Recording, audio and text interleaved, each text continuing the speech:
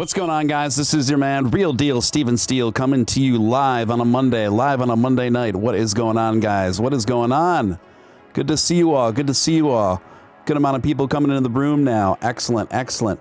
Who do we have in here? We've got Esteban. Welcome back. Hump DZ, RW, Peachtree, D-Man, Rock Lobster, etc., etc. Biggie Man, Don Wrangler, Marco S. A lot of familiar names. Good to see, and some new ones as well.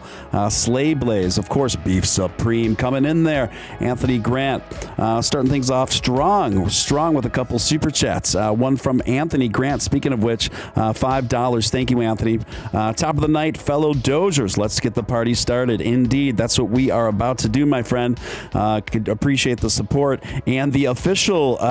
What are we calling him now? We're calling him the Doge After Dark Dolphin. The Doge After Dark Dolphin. Robbie Gilchrist coming in big with a super chat of 69.99 Canadian dollars. Robbie Gilchrist, appreciate you, man, so much.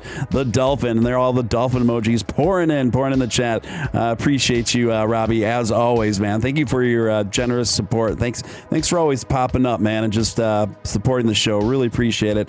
Esteban, I love your name. I'm a bit biased because it's my name in Spanish. So Esteban coming through with a $10 super chat. It says, "What would you do, Steven, if you were one day walking down the street, doing your thing, and then all of a sudden a big crowd forms around you and starts asking for your autograph?" I would sign those autographs. I would be very humbled and flattered that anybody would care enough to surround me on the street and want my autograph. I don't see that happening anytime soon, guys. But that's what I would do. So yeah, what is going on, guys? I mean, a lot has happened since we last talked, to say the least, and we're going to crack into all of it today. We're going to get into all the juicy stuff. We're going to get into all the fun stuff. We're going to get into all the provocative and interesting stuff. Delos Doge coming in at $5 super chat. Thank you, Delos. Appreciate you. WAO right on time. Sup, Steel. What is up? Delos, good to see you, my man. As always. Yes, so much awesome energy in the room. People, I am feeling the Doge momentum. You guys are pumped up and ready to go. I see it. I feel it. I'm looking at it. And boy, oh boy, do we got a show ahead of you. A great show ahead for you tonight. And I'm going to introduce, I have two guests tonight. One of them needs a little introduction to you guys. A staple around here. It's a Dogecoin millionaire, Nick Balls. Nick, what's up, man? Hey, what's up, brother? Wow, what a day. very amusing day, and we're gonna get into it. Robbie Gilchrist, geez, man, coming with another $69 Canadian dollar super chat. Thank you so much, Robbie. Just the Dolphins just going to town right out of the gate, man. Appreciate you so much. I'm very humbled and gracious for your support, Robbie. Thank you so much, man. Yeah, the room, give it up for Robbie Gilchrist. He says, Pamp this, man. Yes. Big Doge energy in the room tonight. But my very special guest tonight is a very lovely woman. She has her own show as well, and she is very active in the Dogecoin community and crypto community. Her name is Coco Chanel. I hope I'm pronouncing the last part right. Adair? Yes, Coco Chanel Adair. I know it's kind of a mouthful there. Okay, Coco Chanel Adair. Coco, I like it. I like all three. I just needed to know the right pronunciation. Coco Chanel Adair is with us tonight, folks. So, Coco, how you doing? How you feeling? I'm good. Today was an interesting day, so I don't know really quite how to feel, I guess. But I guess we'll get to that in a minute. So. Yeah. Well, it's great to have you here. I'm glad we could work it out, and I know the audience is all about it. They're really happy to see you up in here, and the chat is just going wild right now. So it's good to have you here, Coco. So guys. It's amazing to me in Doge land, in this Doge world, how much can happen over the course of one day, right? And you think to yourself, how much could possibly happen, right? We're trading sideways between 48 and 52 cents. And, until there's like a bigger announcement or, there's something abnormally organic just starts ground swelling, we'll probably likely trade sideways for a little while longer at this rate. So with that in mind, you kind of ask yourself, well, how much could possibly happen between yesterday and today? Knowing that's the case, well, a lot happened, folks. a lot happened in crypto Twitter, and we're out to get to all of that. Doge Style coming in at $11.11 super chat. Doge Style, appreciate you. He says, "God bless you." Thank you, my friend. God bless you as well. Thank you, Doge Style. Appreciate that, and awesome. Thank you so much. So guys, where do we start with this? So, what first started breaking out, I think the main thing that kind of broke all this wide open is Dave Portnoy of Barstool Sports had this kind of contest. I actually thought it was a pretty lighthearted contest where he was going to officially pick an S coin to back, right? He had like 6 different coins lined up there, and Doge was one of the choices, and I'm actually glad he didn't pick Doge because I don't Same think here, Steve. because Doge that was the one thing I was like, please don't pick us. Yeah, don't pick it for a number of reasons, but the most obvious reason to me is Doge isn't an S coin. And just so you know, Coco, just for YouTube TOS and monetary channel, my channel monetization. Try not to swear too much of the show, so that's why I'm saying calling it. No worries, no worries. I'm not much of a cusser anyway, so it's fine. Okay. So that was one of the choices, and among the other choices, I think it was like Shibu Coin. There was another one in there, Litecoin. Why do you have Litecoin in there? I know, that was the weirdest choice. Like, why? Why would you pick Litecoin? It's like the second oldest crypto. Definitely not an S tier coin. Yeah, both Doge and Litecoins are like hallmark staples of crypto history, which again goes to show. I mean, don't get me wrong. I think Dave's a funny guy. Like, he's an amusing guy. I don't not like the guy, but I do think those choices were pretty symbolic of how dialed in, or lack thereof, that he is into cryptocurrency. I mean, honestly, if you're putting both Doge and Litecoin, you consider those S coins? I mean, you might as well put Ethereum in there at that point. Well, and keep in mind, Stephen, he only found out about cryptocurrency last year. Like, this guy doesn't. That's a really, really good point. He's very new to the space. He got sat down by the Winklevoss twins, and they're like, "This is how it works," and he was like, "I have no idea how this works." And here's the thing: is there's nothing wrong with being new to crypto, but then if you have a platform with a ton of people on it, you need to know, what you're talking about, what you're doing, and understand that if you're promoting that coin, that you got to kind of know the facts and the technical stuff behind it. I still am learning every day. That's why I love these chats, because you'd learn so much, but at the same time, he's a big name, so he should have kind of, in my opinion, done more research on his picks. Yeah, I mean, I agree. I mean, even though it was done, lightheartedly, you know what I mean? That's fine, but I mean, he didn't even do like the most basic research. I mean, obviously, if you're considering Litecoin, both Litecoin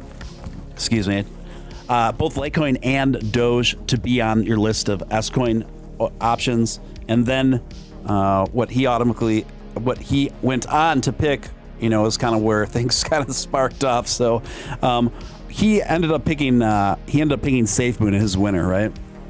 And that ended up being his choice. And so right when he picked that became trending on Twitter, and there were some Twitter spaces that were starting to open up kind of about this. Well,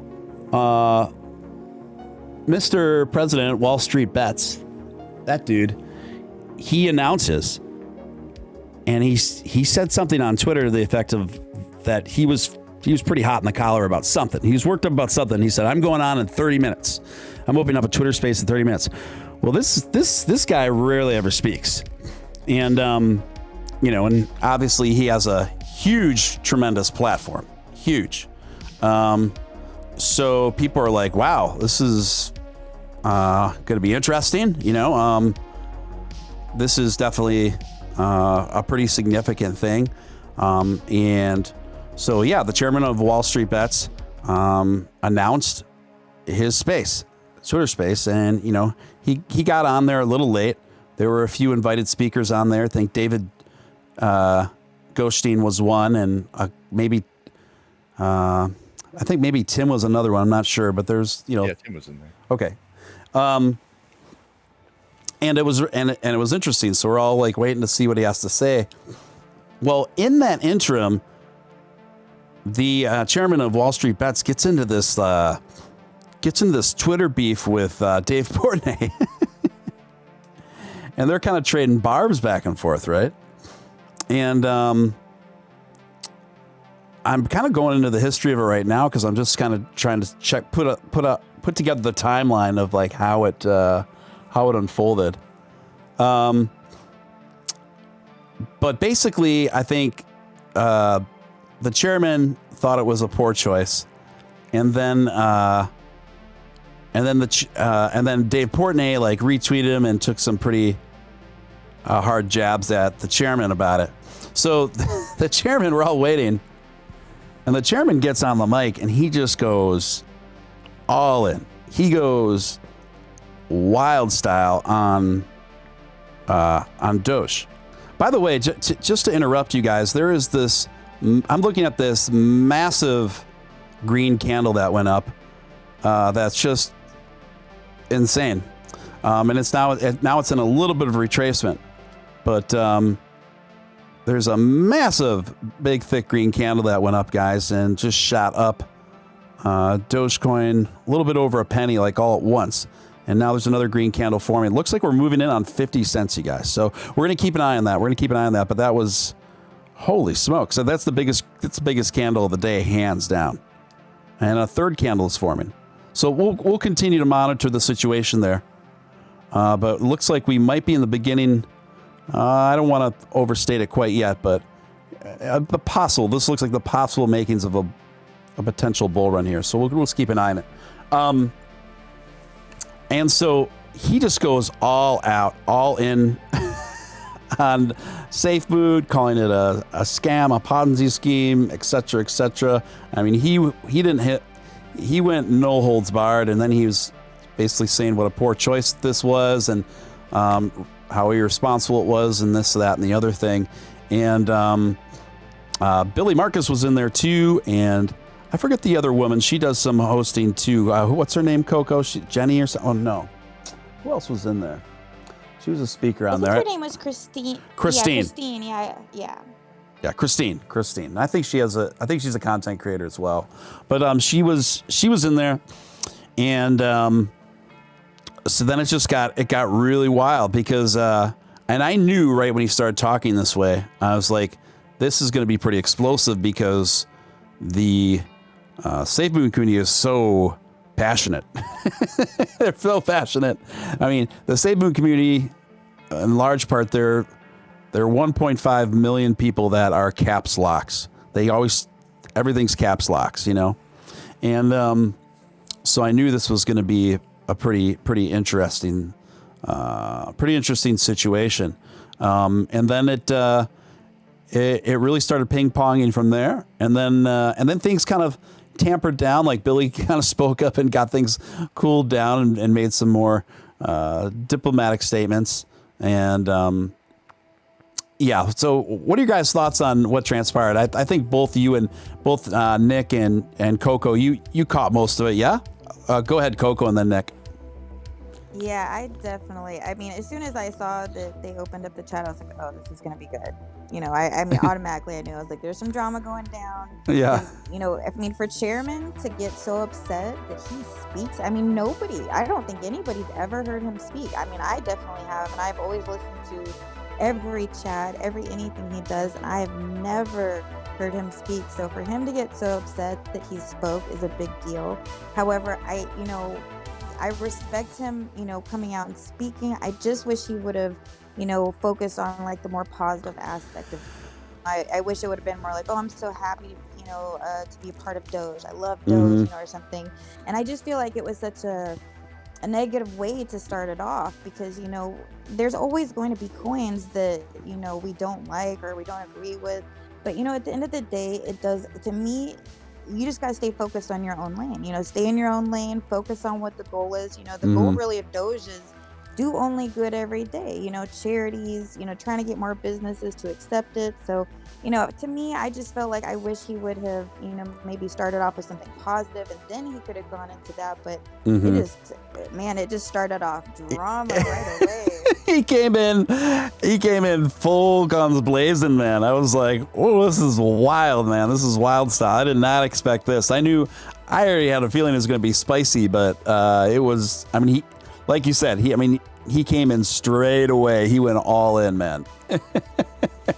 There was no fear there. It was just like, I don't like Safe Moon. Like, there was just like no holding back. And that's fine, because everyone has their opinion, but I think for all of us, when we have a big platform, we have to really be careful of how we use it. We can either use it for good or for bad. We can either, trash other coins, or we can use it to promote ours, So I think it's just always so important that, our community is different for a reason.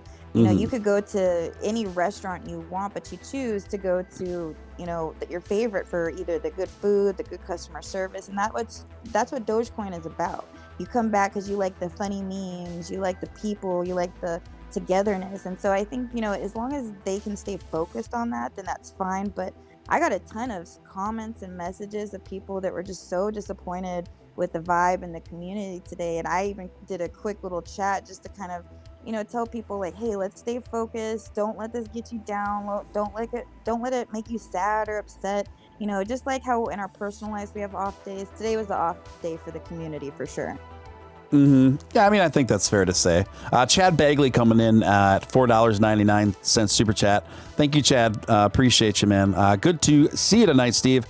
Always love listening to you. Thanks for tuning in, man. Thanks for your continued support, Chad. I appreciate it. Yeah, Coco, I think you raised some good points there. In one sense, I was definitely amused. In another sense is like, we could probably, this delivery could probably have a better tone, I've definitely, folks that follow me closely know that the more I learned about SafeMoon over a period of time, I became less of a fan. But I'm also careful to let people know, and I know some of my viewers are holding SafeMoon and they're bullish on SafeMoon, and I always like to make them feel welcome, and always let them know that despite our differences in opinion on that particular coin, they're always welcome here. Firstly, secondly, Nick and I have had very frank talks about our concerns about the coin, and I think you can do that without getting. Hey, listen. If you have some criticisms of a coin, there's always going to be some people that are going to be upset at you for it. But, you could do it in a way that's, you make sure it's not, overtly negative or nasty, And the thing is too, part of me empathized with, the chairman, because, I have had my frustrations with the SafeMoon community, because segments of them have come at me pretty hard in the past, off and on, for just having any criticisms of it, and I feel like their reactions to my questions and criticisms can be a bit disproportionate, So I think what you're seeing. Go ahead. I was just going to say, I think, as you said, delivery is everything. You can, have your opinions about a coin and your concerns, without trashing it, Yeah. And so, because, we have to remember that, even if we don't agree or like the coin, there's a whole community that's behind it, and they believe in it. And so, you kind of have to let people figure it out for themselves, let them do their due diligence, let them figure it out. But it's, as you said, you can give an opinion on a coin without it bashing them. You know, if you don't have to agree with every coin that's out there. So delivery is everything. Yeah, I concur with that. Rock Lobster coming in, $4.99 super chat. Thank you, Rock Lobsters. Said, wonder if we see Doge at the moment pop up someday like the BTT ones, maybe even replace. I'm not quite sure what you're saying there. Are you getting that, Nick? No, I didn't see it, but I don't understand it. I'm sorry, Rock Lobster. I usually always understand your super chats, but wonder if we see Doge. Oh, Doge ATMs. Yeah. So you can go to an ATM. Oh, Doge ATMs. Oh, wallet. I thought. Yeah, okay, got it now. I wonder if I wonder if you'll see Doge ATMs pop up, maybe like the BTT ones, maybe. Okay, sorry. Now I totally get it. Yeah, I think that's inevitable. I think it's inevitable. I mean, a ton of them here in Chicago already. Yeah, they're already around, Rock Lobster, and a lot of them even have like Dogecoin branding on them. Does the ones you've seen, Nick, have that? Yeah, all the crypto ATMs in Chicago are all like Doged out right now. Yeah, so that's sort of a thing. So yeah, but it's obviously in select cities, more metro environments, but not exclusive to. But Doge was recently added to the main company that makes the most crypto ATMs. I forget what the company's called, but and they've really gone to town on it and really making a lot of those ATMs in stylistically like pretty Doge centric. So I have yet to see one, but you've been seeing them in Chicago, Nick? Oh yeah, they've been around. Actually, I think I know what company you're talking about. A buddy of mine owns that crypto ATM company here in Chicago, and they're the main. I don't know if they're like the biggest one in the nation, but they're certainly the largest one here in Chicago, and all of his ATMs are all Doged out. I asked my buddy if I can get one put in my house. Oh wow! So I don't have to take cash out of the bank. Are you gonna have one? Are you gonna have one put in your house? I think once I buy my new place, I just so I don't can avoid banking fees on larger transactions. Oh, that's funny. That's funny. You definitely have to send me pics of that. So this Twitter stream, the way it kind of evolved from there. Then more guests kind of jumped on. It was an interesting evolution of things. So then Billy jumped on. Well, first Billy was just a listener, but then when I think he saw the general tonality of it, then he made a speaker request and they patched him through, of course, right away. And then Billy made some really good statements, and I thought Billy really kind of nailed it as far as being a good representative of Doge. And is a good reminder just to be measured about this stuff. And Billy, one of the things that Billy said was, listen, if people want to YOLO on whatever, it's fine. They can research it for themselves. That's pretty much the tone that he started taking. And then he also said, why are we even talking? Because the first thing Billy came in, he said, "Why are we even talking about SafeMoon?" He says, "It's a BSC. Who cares?" That's the first thing he said. Yeah. And keep in mind, guys, I missed. I was actually, of course, I was leaving the gym right as Wall Street Bets guy started that room up. I didn't get to hear him talk, so I was kind of upset about that. I heard right after he got off, I got into the room kept crashing for me. I couldn't get back. Yeah, there was a lot of people in there. There's, I think, up to 7,000 people at one point. Yeah, it was like 6,000 or 7,000. So, but I did hear Billy talk, and as most people, if you're watching, if you know who I am, or if you're new to the channel, I started in Doge in 2014. Basically following Billy on Reddit, and I carry some of the same sentiments that Billy has. And essentially back then, when Doge first started, it was just like a fun time, and none of this drama existed at all. Right. So it's just kind of crazy to see, and I completely agree with Billy. Like, You know me. I don't do, at this point in my life, I'm a multimillionaire. I don't mess around with BSC swap tokens. Like I thought about doing it recently on one, but I haven't pulled the trigger yet. I just don't see I don't see why the Wall Street Bets chairman would get that upset about a safe moon pick by Dave Portnoy. And first off, let me say this: I'm a fan of Dave Portnoy. I like Barstool. I like Dave. I think he's a funny guy. His pizza reviews are awesome.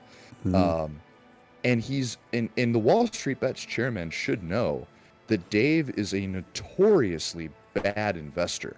Like, he's not good at putting his money in the right places or keeping it there for the right amount of time, or he doesn't know how to time markets at all. And he'll say this openly. It's not anything that anyone doesn't know. It just surprised me that the Wall Street Bets chairman was that upset about it, because he should know, Dave, this, if anything, this is probably not good for Safe Moon in the long run. Because, Dave just can't pick winners, which is, what I, like Billy said, just let people do what they're going to do. It's going to turn out how it's going to turn out. They can figure it out for themselves. We're all adults here. We're all spending our own money, and if they get burned, they get burned. Yeah. And go ahead. Sorry, Coco. Oh, I was just gonna say, and to talk about what Billy was saying is, I work with Billy about with certain charities and stuff, and I'm actually working with one that he referred me to, and his message that he just constantly puts out. I mean, every time I talk to him, his main thing is, he wants us to be giving back and doing something good. And he doesn't like the drama. Who does? None of us, I don't think, liked this drama today. Was it entertaining? Absolutely. But, is it really good for the community? No. So I feel that, Billy did a great job of just saying, hey, let the other coins do what we're going to do. Let's focus on our own coin, do only good every day. I think him and Tim did a great job of reiterating that throughout the conversation, is just, trying to keep people focused. Because, if we start focusing on the other coins, we're going to lose focus to Dogecoin, and then Dogecoin will suffer. So, as long as we stay focused on that, and don't give any attention to any other negativity or any other coins, then I think we're just doing the right thing. But that is very important to Billy. And if, we like Dogecoin and we like the community, then we got to respect what it really started about, which was doing good only every day, or do good only every day. I'm still not saying it right. Yeah. Say that 3 times fast. I bet you can't, Coco. I probably can't. Guys, welcome. If you're brand new here, my name's Steven Steele, and you are watching Doge After Dark. It's great to have you. If you're brand new, I'd like to welcome you to the channel, welcome to the community, and hit that subscribe button. Join us. We are crypto vampires over here, and I stream almost nightly, usually late into the night. So definitely hit subscribe, hit that notification bell, hit all on the notification bell, so you never have. It takes all the guesswork out of when we go live, since this channel is predominantly a live stream program. So, and those of you who have already subscribed and you haven't hit the notification bell, that'd be a good idea to do that now. Again, so you never have to wonder when I go live. It makes it really easy. And then also, if you haven't smashed that like button, please take a moment to do that. It takes a split second of your time. Doesn't cost you a dime. It's the number one thing you can do to help a new and rapidly emerging channel like this get up in front of more people. And then we can use that to create more Doge momentum and to ascend to the moon quicker than we even anticipated before. Coco, here's a super chat directed towards you. Tarl Westbrook, $4.99. Thank you, Tarl. Appreciate that. Says, non-Doge question, and I don't know what this means, Coco. It says, non-Doge question, Coco plus Trevor, do tell. Okay, so I'm infamous for being a major joker on my page. I love to just joke around. I've noticed about you can be a little crafty. Yeah, go ahead. No, I have had a crush on Trevor Noah for probably since forever, and I make a joke about it because my guy actually looks very much like Trevor Noah. So I always joke that that's like his brother. And so earlier today, they announced that Trevor Noah and his girlfriend broke up. And so I tweeted and I was like, oh, it's okay, Trevor. I was like, you can come see Mama Coco over here, just jokingly. Yeah, And yeah. everybody was getting a kick out of it. So everybody's like, what's going on with you and Trevor? I was like, absolutely nothing. Yeah, I yeah. wish there was, but no, I was like, I'm already engaged, so no. But that was just like a joking like celebrity crush thing that I've always had on him. Right, right. That is hilarious. That's funny. So how long is your crush span over Trevor Noah now? Oh my gosh, at least like ever since he became on the Daily Show, I think it's at least been like 4 or 5 years now. But he is, I don't know. For me, I'm a person that loves a smart mind. And so I just like his wit and his mind. So I'm always just attracted to that kind of thing. So whenever I used to watch The Daily Show, I just always had this little crush on him. And my fiance would be like, I know you have a crush on Trevor Noah. I'm like, no, what are you talking about? But he was making fun of me because today on Wendy Williams, she was talking about how him and Minka Kelly broke up. And I literally screamed out, I was like, yes! And he was like, what's going on? Did Doge go to $5? I was like, no. I was like, Trevor and Minka broke up. That's hilarious. It's funny. Dogelander. I like that name, Dogelander. It's like the Highlander, but Doge. Dogelander coming in with a generous $20 super chat. Thank you, Dogelander. Appreciate you. Formerly known as Homelander. Oh, you're Homelander. And now you're Dogelander. I can see the evolution. That makes sense there. Okay, formerly known as Homelander. I remember you, man. I'm dropping in from work in SoCal. You guys inspired me to change my name to be more relatable to this awesome community. Hey, man, you didn't have to change the name. I mean, I love Dogelander, but you know, you're welcome to be whatever username you want to be. You'll be welcome just as much. But I do like Dogelander. Go Lakers, Dodgers, and Real Deal Steven Steele. And Nick Balls, a true LA loyalist over there. I used to spend a lot of time in Los Angeles when I used to make my living as a recording artist down there in Echo Park and West Hollywood and stuff like that. And I do miss it from time to time, particularly other friends that I made over there over the years. Dogelander, thank you so much for your generous super chat and your support of the show. The special guest tonight is Coco Chanel Adair. Coco Chanel Adair. No, now see, I dare you to say that 3 times fast. Oh, I will try.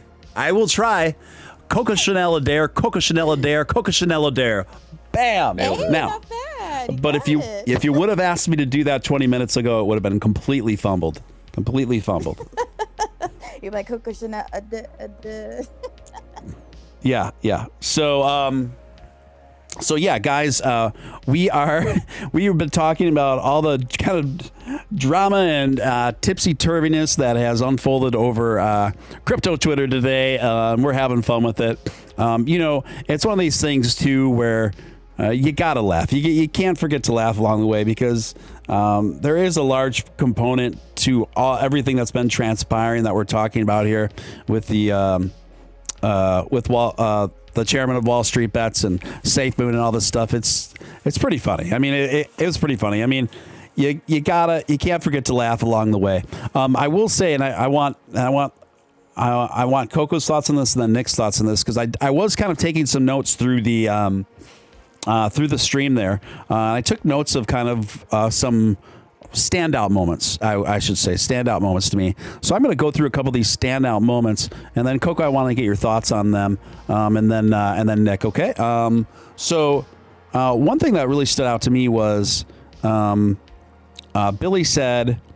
Another thing that Billy Marcus said Dogecoin has proven itself to work over the past 8 years. If people are going to invest in these gamble tokens, that's fine with me. Just as long as they know what they're getting themselves into.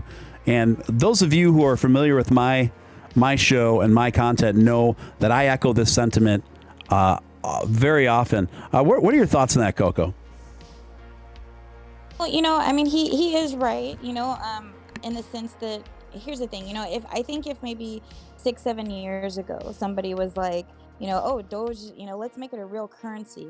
There was so many doubts. I mean, and you guys have to understand that even I started investing in 2016 in Dogecoin. And back then, you know, yes, it was completely just considered like a joke. Nobody was taking it serious. But see, you know, I had a thought when it popped up on Robinhood, I thought, Robinhood has Bitcoin, Litecoin, and Ether listed. Why add Dogecoin? Even on Coinbase at the time, they weren't on there. And I kept thinking, does Robinhood know something we don't know? So for me, I started investing in Dogecoin for that reason. And over time, I mean, I'll be honest, I was just blown away at how big Dogecoin has got this last year. And I do think a lot of it, what brought a lot of people to it and kind of brought a lot of popularity to it was, the memes, the gifts, all of that. And here's the thing, yes, there is a ton of coins out there. I mean, I had someone make me a coin just jokingly, but I'm definitely not going to promote it because we have to be responsible with it. And there's a lot of people out here that are out to scam people. It's Mm-hmm. not like Mm-hmm. there's a reason it's decentralized, you guys. We're not in the hands of banks. We don't really have anybody hovering over us saying, hey, you can't do this.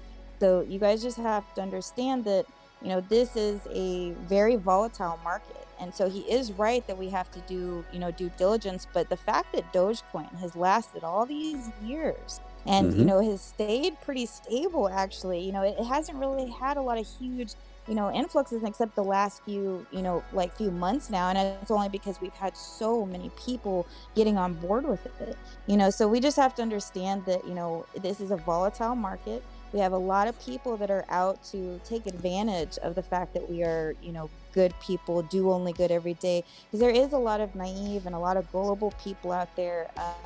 I just read today that on Market Watch, Elon Musk fake pages actually scammed people out of $2 million just this year. What And did? so, What did? so how if you go on Elon Musk's page and there's always other fake Elon Musk pages that look like his page, but they're scams. They'll be like, oh, send us, 50 Bitcoin and we'll send you, 200 back or something, things like that. Well, so many people unfortunately did, click on those links and they stole money from people. And that is a really unfortunate thing because we have a lot of people that, are new to crypto that don't know what they're doing, and they are investing money that sometimes they can't afford to lose. Mm-hmm. And and it's really a shame. So I do think that he is right that, everybody needs to do their due diligence. And he's right. Dogecoin has proved itself. We're going to the moon. We're going to be interplanetary. I mean, that's huge, huge. So yeah, we've proven ourselves already. We don't have to do anything else at this point. Yeah. Well, really well stated there, Coco. Thank you for that. Let me get through a couple super chats quick. David Carter, $4.99 super cents, $4.99. Thank you, David. Appreciate you, man. Small donation for Nick's new coffee maker. Nick, you're in need of a coffee maker? My coffee maker broke this morning, and I just checked. The new one's not going to be here till Saturday. What am I going to do? I'm so sorry for your loss because I'm about to lose my coffee maker as well. It's only pumping out like a half a cup of coffee, so it's any day now. It's any day. I feel your pain.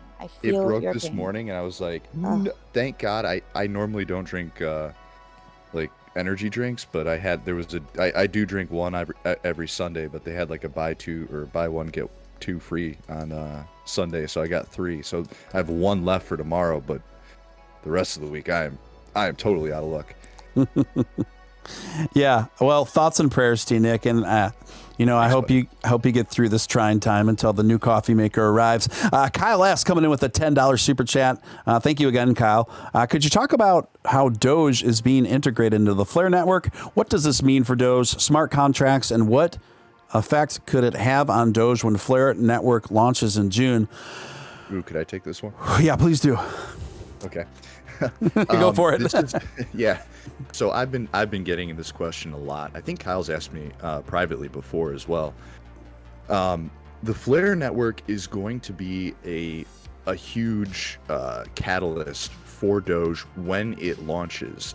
We already know that Doge will be integrated into the Flare network, but the dominion that the Flare network is going to hold over other cryptos is going to be substantial, and we know that Doge will be one of their primary assets.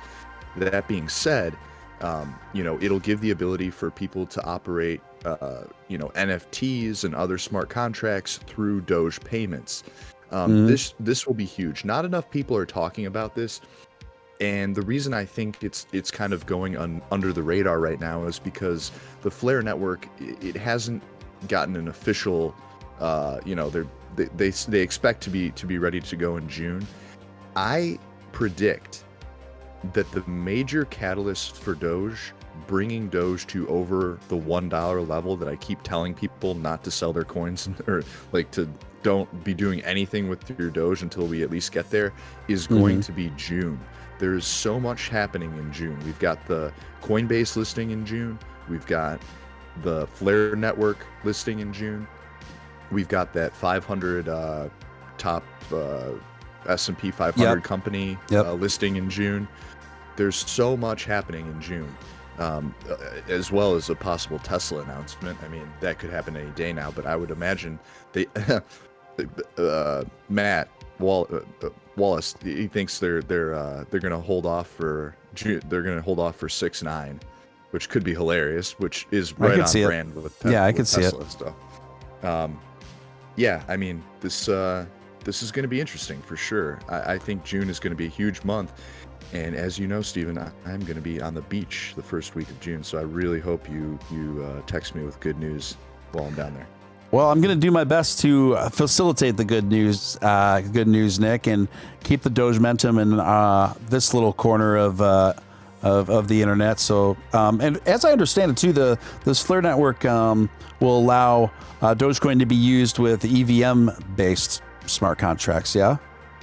Correct. Yeah. Yeah. That's the whole plan, I guess. Yeah, that could be. I don't know if game changer is the right word, because there's already.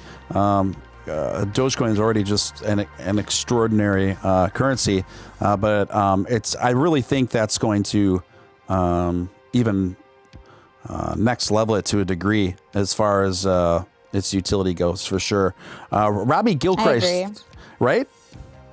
Yeah, sorry, one moment. Sorry. Robbie Gilchrist coming in big with 69 Canadian dollars. Thank you so much, Robbie. Appreciate you so much, man. The Doge After Dark Dolphins strikes again. Thank you so much. Thank you so much, Robbie. I didn't mean to cut you off there, Coco. Oh no, I was just agreeing with you. I was just gonna say it is gonna be a game changer. Just like how, anytime we're getting, I mean, honestly, even, between Mark Cuban, Elon, all these new businesses, everywhere accepting, all these things are good for Doge. So I definitely think it'll be another game changer just like that. Yeah, absolutely. Guys, if you haven't smashed that like button, if you could just take a quick moment to do that, it really helps. And also, if you're new here, I'd like to personally welcome you. My name's Stephen Steele. You're watching Doge After Dark. My special guests tonight are co-host, of course, Nick Balls, but Coco Chanel Adair. Coco Chanel Adair, who hails from San Francisco, yeah? Yes, I am Bay Area born and raised. Oh, okay, right on. I used to spend quite a bit of time, and we could maybe, because Nick sticks around till about 11, so maybe if you could stick around a little longer than that, I would love to just get more into not only Doge, but what you're up to personally in relation to cryptocurrency, and just learn more a bit about you. Are you down for that? I'm down for it. Okay, great. By the way, Coco, I saw you. I just did a little investigating before the show, because I've seen you in all of the chats and whatnot, but I didn't know exactly about you.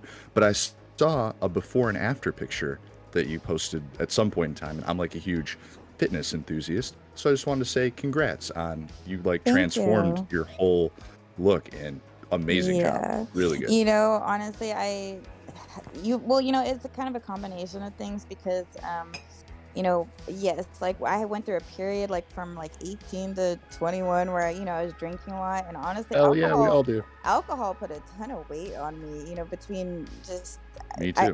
Every time I drink, I get hungry, and so I was like, you know what? I don't think I'm gonna drink anymore. So when I stopped drinking, started working out and doing all that stuff, it really helped. But yeah, it honestly, I love fitness. I really do. I love working out. I love fitness. I will say this last year has been a little bit hard because of the pandemic, but just finding motivation. But yeah, I definitely think came a long way from where I was for a while. Yeah, great stuff. I'm a Semi-retired physique competitor, but yeah, you absolutely killed it. Thank you. I appreciate that. Nice work, Coco. Nice work working on your fitness, as Fergie once said. Esteban coming in, $5 super chat. Thank you again, Esteban. Always appreciate you, man. Says, congrats on updating your internet service. I have not yet updated my internet service, so far we've been lucky tonight. I'm literally knocking on wood at this moment. I do have a appointment from Comcast to come tomorrow to get even more high speed, more reliable, powerful internet, so interruptions won't happen anymore like we've been getting with Spectrum with the stream. Spectrum found out you got Comcast coming in. They're like, no, fix it. We want them to keep it. Yeah, they're like, all right, now we'll give them decent service now. Yeah, so maybe that's what's going on. But so, yeah, that definitely so far so good tonight. This is Lil Humans, and I love Steven Steele's show. It's Lil Lauren. That's what I call her, Lil Lauren. She was on the show last night, and she goes by the username, the Twitter Earl, Lil Humans Big Impact. So welcome, Lauren. Good to see you in the chat. And I think I saw Heather G. Love her. Isn't she a sweetie? She is such a sweetheart, so big shout out to her. Yeah, big shout out to Lil Lauren. And then shout out, I also like to give a shout out to Heather G out of Texas. I saw her mixing up in there at some point. So guys, let me get through. There's a couple other notes I had in regard to that big Twitter stream, and then we're going to move on to the next thing. But there's just a couple things I wanted to touch on quick there. I'm just going through my notes here quick. Oh gosh, I have so many tabs open, it's ridiculous. So, one really, I gotta say, man, David Goldstein just was killing it today, man, in my opinion. And he gave like this epic-ish outro on that stream before it concluded, where he said, "Listen, I'm not trying to throw SafeMoon under the bus. I'm not trying to, destroy the coin or the momentum behind the coin," he says. But listen, he said, "I've reached out numerous times to the SafeMoon team and the CEO with legitimate, simple questions that none of the team would answer or get back to me." He said, "So what am I supposed to think? What am I supposed to deduct from that?" Right? So I thought that was a really powerful moment, right? Where David was like, "Listen, before y'all come at me, like, I've had some very basic, what I feel to be very important questions about this coin. I was told that if I wanted to learn more, he's a pretty big name. They know who he is, and they know that it would be probably in their best interest to answer him. But so why weren't those questions ever answered? So, I just thought that was a really kind of powerful moment. Do you guys have any thoughts on that? I thought David killed it today. He absolutely killed it. David is, one of the more outspoken, creators out there. I think he has a loud voice and a big opinion. He's an East Coast guy, you can tell. Mm-hmm. The big Brooklyn accent. Yeah, big Brooklyn. Yeah, total East Coast dude, which is cool.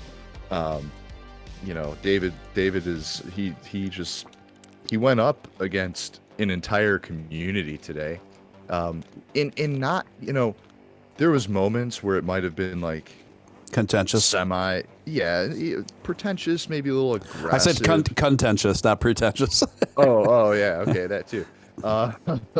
No, but I mean, I don't think he ever crossed any lines, and I don't think he was being like disrespectful.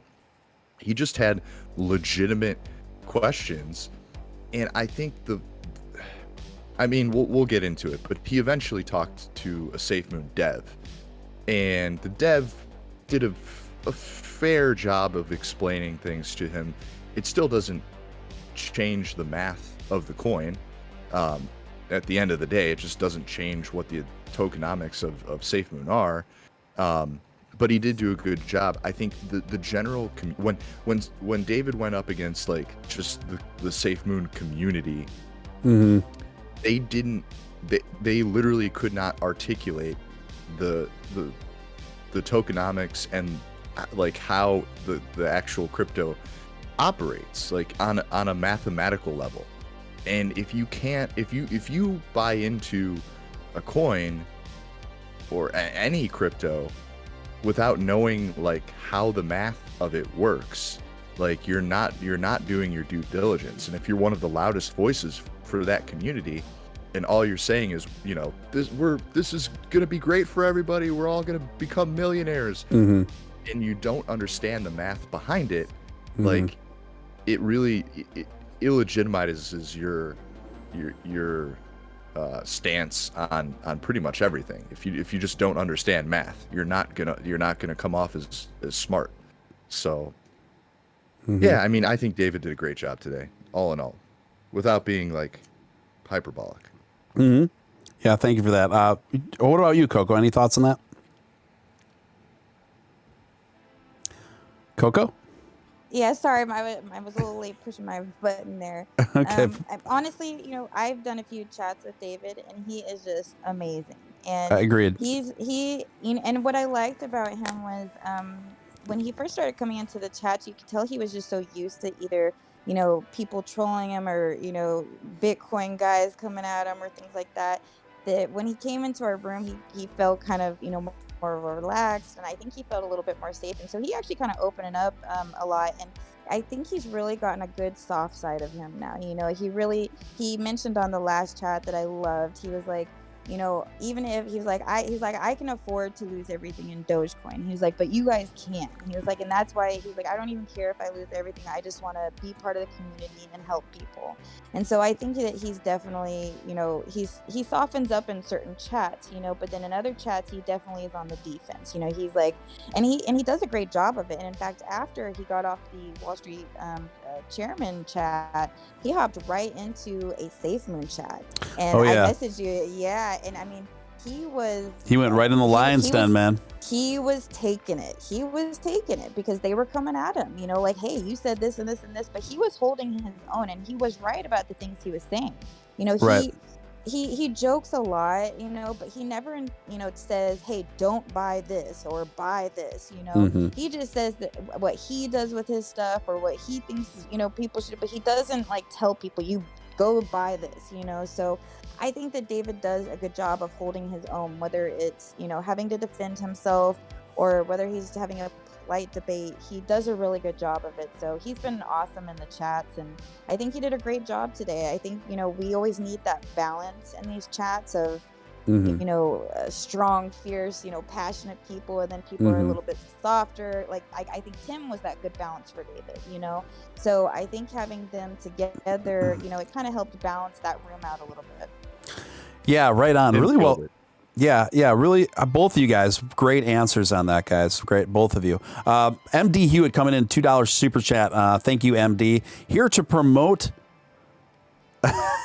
What? I don't know. I don't know how to read into this, man. What am I supposed to do with that super chat? Here to I don't know, bro.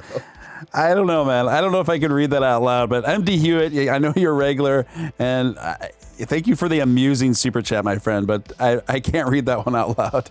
But thank you. So yeah, I thought he handled the Safe Moon room really well, and particularly since the fellow hosting it can be pretty combative from my experiences. So he handled that all pretty well, man. I mean, better than pretty well, honestly.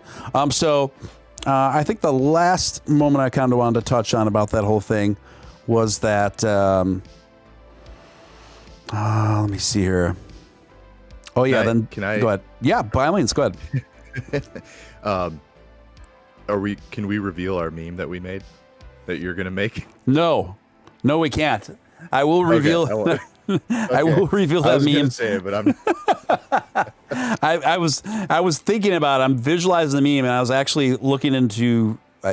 No, I'm going.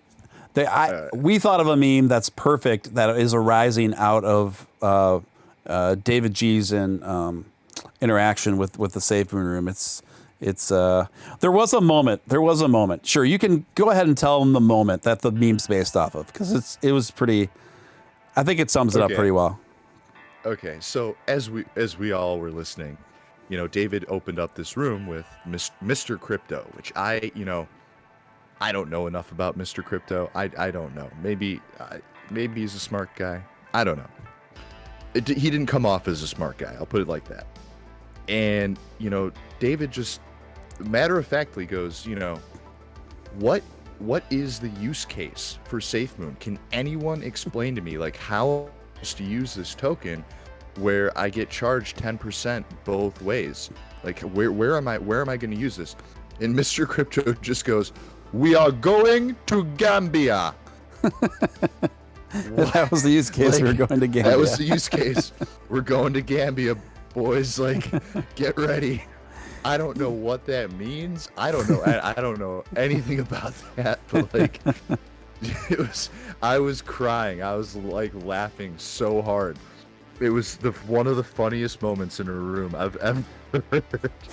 Like, yeah, it was awesome. David like just was like silent, dead silent. Yeah, like, there's just like, where do you even go with that?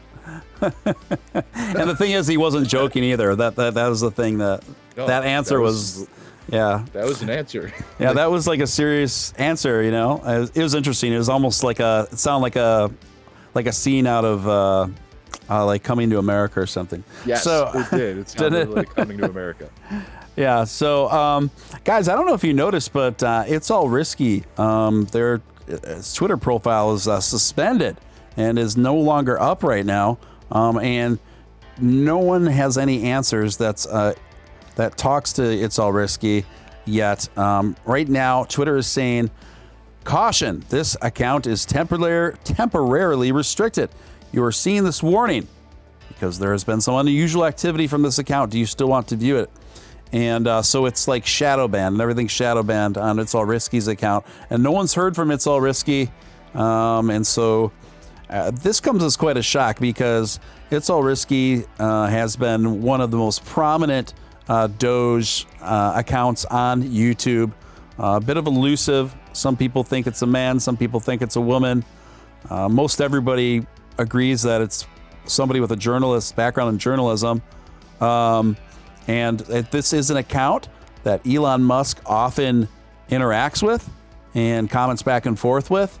So the fact that Twitter has them suspended, especially since pretty much everything It's All Risky posts is very good-natured, I couldn't imagine that there are any real terms of service violations here.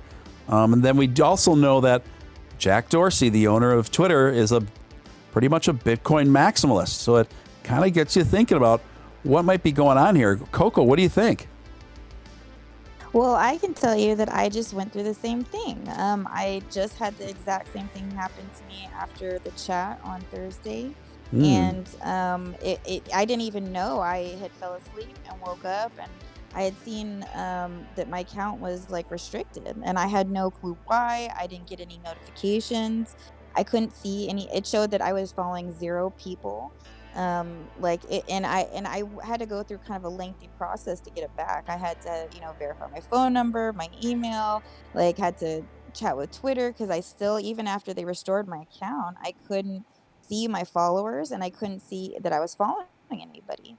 And I couldn't respond in DMs. I couldn't do anything. I was restricted from a ton of stuff. I could barely use the account. So yeah, I don't know if that's what's happened with Risky. But I do know that, we have a lot of enemies right now. And Jack Dorsey has been pretty vocal the last few weeks more about Bitcoin. So, it might end up being another billionaire war. First it was Barry and Elon, and now it might be, Jack and Elon. We don't know. We hope not. That's why I say I hope that, we don't have any more division in the communities, because, here's the thing is that Doge still wouldn't be where it's at without Bitcoin. It is the grandfather of crypto, so we have to give it respect, but at the same time, they have it out for us. Right. So, all is fair in business war, so. Right. I think that's really well stated there. I think, given the history of Jack Dorsey and Twitter and their history of censorship and their selectivity about it, and their rich history of double standards surrounding censorship, to me, my first instinct is that this was deliberate. I could be wrong, but that's what my first instinct's telling me. That this It's All Risky is a big target because this is the profile that Elon interacts with the most out of all like Doge-centric, as far as Doge-centric content. And I right now it's no secret that Elon has been going to battle up against Bitcoin maximalists and trying to actively make Dogecoin the most popular digital currency on the planet as far as retail goes. And a lot of Bitcoin maximalists don't like this, which is just, again, I just don't understand it because Bitcoin can't be used in that capacity. People are never going to buy things on a mass scale with Bitcoin. It's just never going to happen. So we do need a coin to do that, to serve that function. And Bitcoin's not going to do it anyway. So I just don't even understand the beef. Furthermore, you guys, I like Bitcoin, and without Bitcoin, there'd be no Dogecoin. This is so dumb. Don't you guys think? I think it's crazy that, out of all the accounts, I was actually talking to Lauren about this earlier this morning because I didn't know what happened either. I thought she might have some insight on it. I think it's hilarious that, out of all of the accounts, Risky got blocked. The content that they post is pretty like median, middle of the road stuff, like compared to other prominent Doge posters. Like their content is really just kind of just solely pro Doge, and it's not like it doesn't, they're never like in anyone's ats like attacking anyone, and especially not, they're totally different than other content creators, like especially in the YouTube space where you're seeing like Doge to $5 tomorrow. Like they're not producing stuff like that. Like I don't think I've ever seen Risky post a price prediction or any price talk at all. So it just seems strange to me that they may, in fact, Risky is probably the largest Doge poster that's not like a massive celebrity. But it's just weird that their account would get blocked, essentially for doing what we're all doing. You know what I mean? And no, we're not. I don't think. I see people on both sides, Bitcoin, and there's people in the Dogecoin community now because it's grown so large that attack back on Bitcoiners and Bitcoiners that attack back on Dogecoiners, and Risky is never in that. You could never put them in that group of people. So it just seems so absolutely strange that they would get blocked. Yeah, it is strange. He has like the most polite account and very informative. I think it has to do with the fact that he's so incredibly effective, or he or she who's ever behind the account. I think it likely has more to do with the fact that they are just so incredibly effective for Dogecoin, and Jack Dorsey is seeing this as a threat to his bottom line. What are your thoughts, Coco?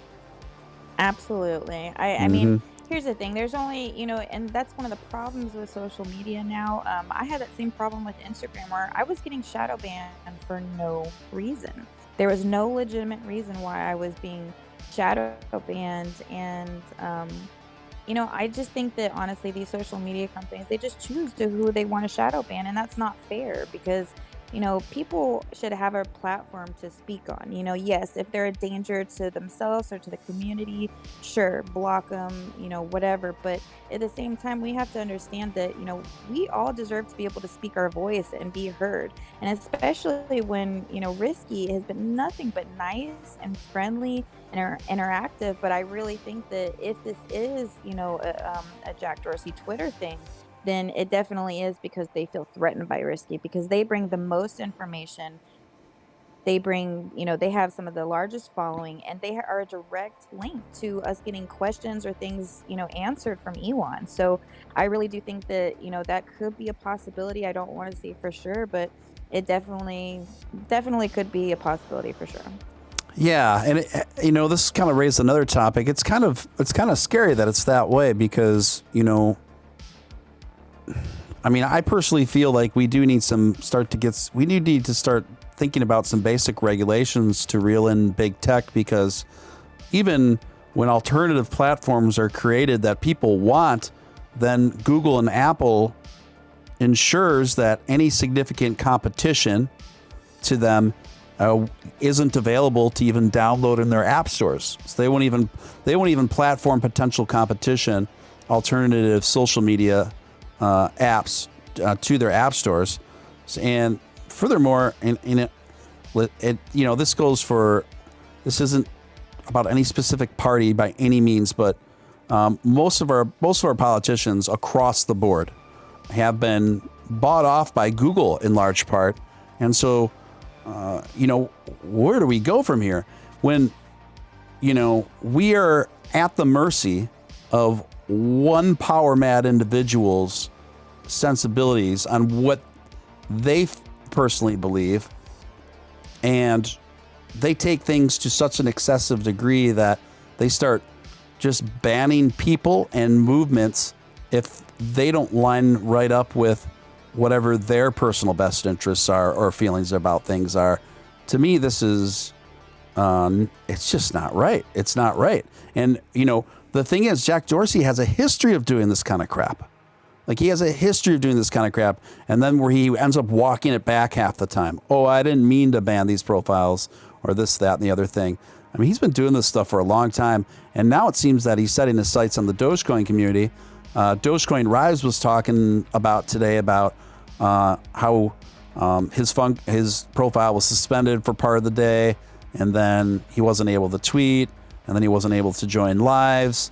And, Dogecoin Rise is also one of the most prominent Dogecoin related Twitter accounts on there too. So definitely something's afoot.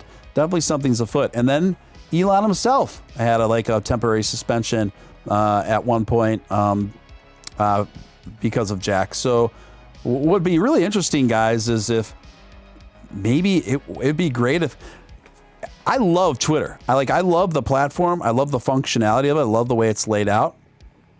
And I love the lives that they're doing now and everything. I wish we could just have that minus the fear of being censored. If we could just have that minus that fear, but just always knowing that as Doge-centric content creators like us, that at any moment, right? Any moment, some whim could happen. These guys are getting a little too effective. They're cutting into my bottom line a little too much, potentially. So, zap. I just feel like there needs to be some sort of regulation to protect people like us. What do you guys think? I totally Absolutely. agree. Yeah. Go ahead, Jack.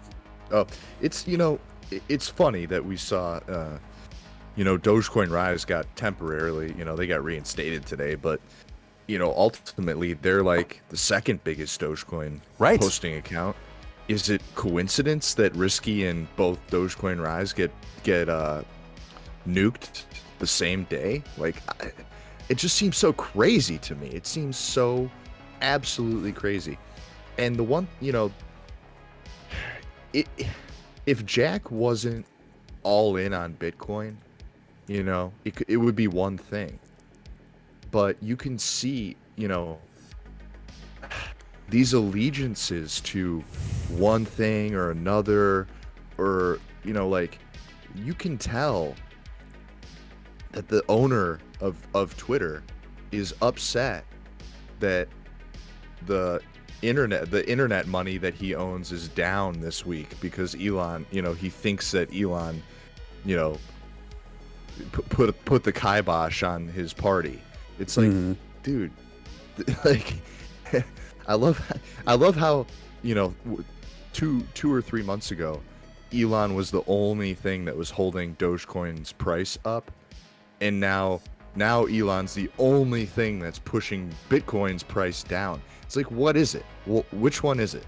Like, this guy, I'm sorry, Elon is one man. He does not control a global economy. He is just one guy. And like, let's just entertain the fact for a moment that Elon's tweets move currencies or move money, and we know this to be the case. This is true with Dogecoin. It's also true with Bitcoin. Is that real currency? Like, is that like none of this is stable, guys. This is all in flux constantly. You can't point to like one thing or another that is changing the shape of crypto. It's all changing the shape of crypto, and everything is constantly in flux. That's the world. Get used to it. Like, that's just how it is, bro. So I just want to address a guy that's like, every once in a while, I just got to call someone out, Nick. So I know what you're about to say. Okay. So there's a dude that's just like, the mods have been really generous with you, man. And finally they timed you out. And it kind of comes as a surprise because I know you've been following me on Twitter for a long time. But you're accusing me of being inattentive to the chat, and that I don't pay attention to anyone's comments or anyone in my audience unless they super chat and all this sort of thing. And now you're in my Discord causing all sorts of nonsense. Your name is Captain Chronic 420. And now you're getting your attention now, okay? So hope you're getting validated and everything. Okay. So now I'm stopping the show for you, okay? So he's basically he had a really complex question, by the way, that I didn't see earlier because there's over almost 250 people in the chat. Very complex question. But I would expect a guy with the name Captain Chronic 420 to be a lot more chill. But here's the thing too, dude. You got to understand, bro. I got 300 people watching a show right now.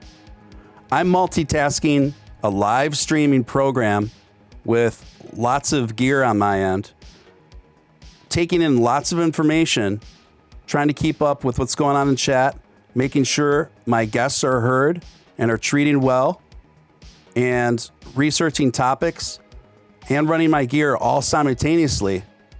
This is ridiculous, bro. Anyone that knows me knows you're hard pressed to find another show host that spends more time paying attention to his audience than I do. You are hard frickin' pressed. So don't come in here and start all that noise, bro.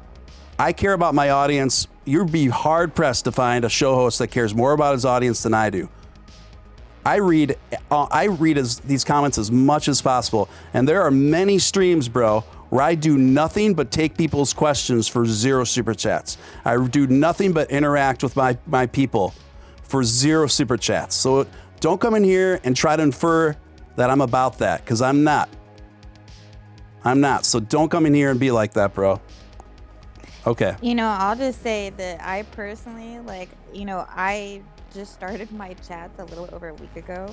And just in that amount of time, I have gained like a few thousand followers, and I cannot even keep up with like the notifications and messages. And I try so hard to get to everybody, but it does get just really overwhelming. And I'm sure doing this when it's live, I'm watching I'm trying to look at the chat as it's going, and it's going pretty fast. It's hard. Like by the time you read one, it's already off the screen. So, I definitely, be patient with him, guys, because it's not easy doing what he's doing, and he's doing this because he cares about you guys and he wants to get out news and, fun stuff to you guys. So cut him a break.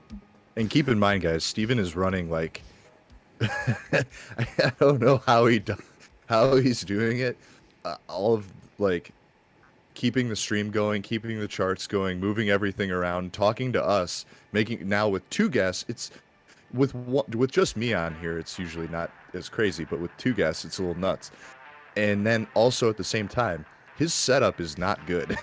Like his setup is not ideal for doing all of this. So like, yeah, you gotta cut Steven a little slack, because he's really like on a shoestring budget and actually making a good go at it with like 3,000 followers right now. So we applaud you. Thank you. I appreciate it. Just once in a while, I gotta let the pressure valve out, because it's just like, you know, when you're a prominent content creator and you're just like working so hard, like I do this full time, I work so hard.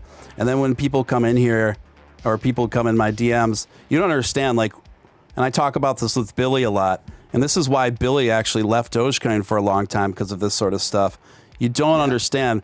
You don't understand. By the time I go off on someone, like I just did on that dude, I have deleted like a couple hundred DMs, really rude DMs, right? Or it's just like, sometimes it just reaches a critical mass, right? And it's just, I don't know, bro. But anyway, I'm over it. So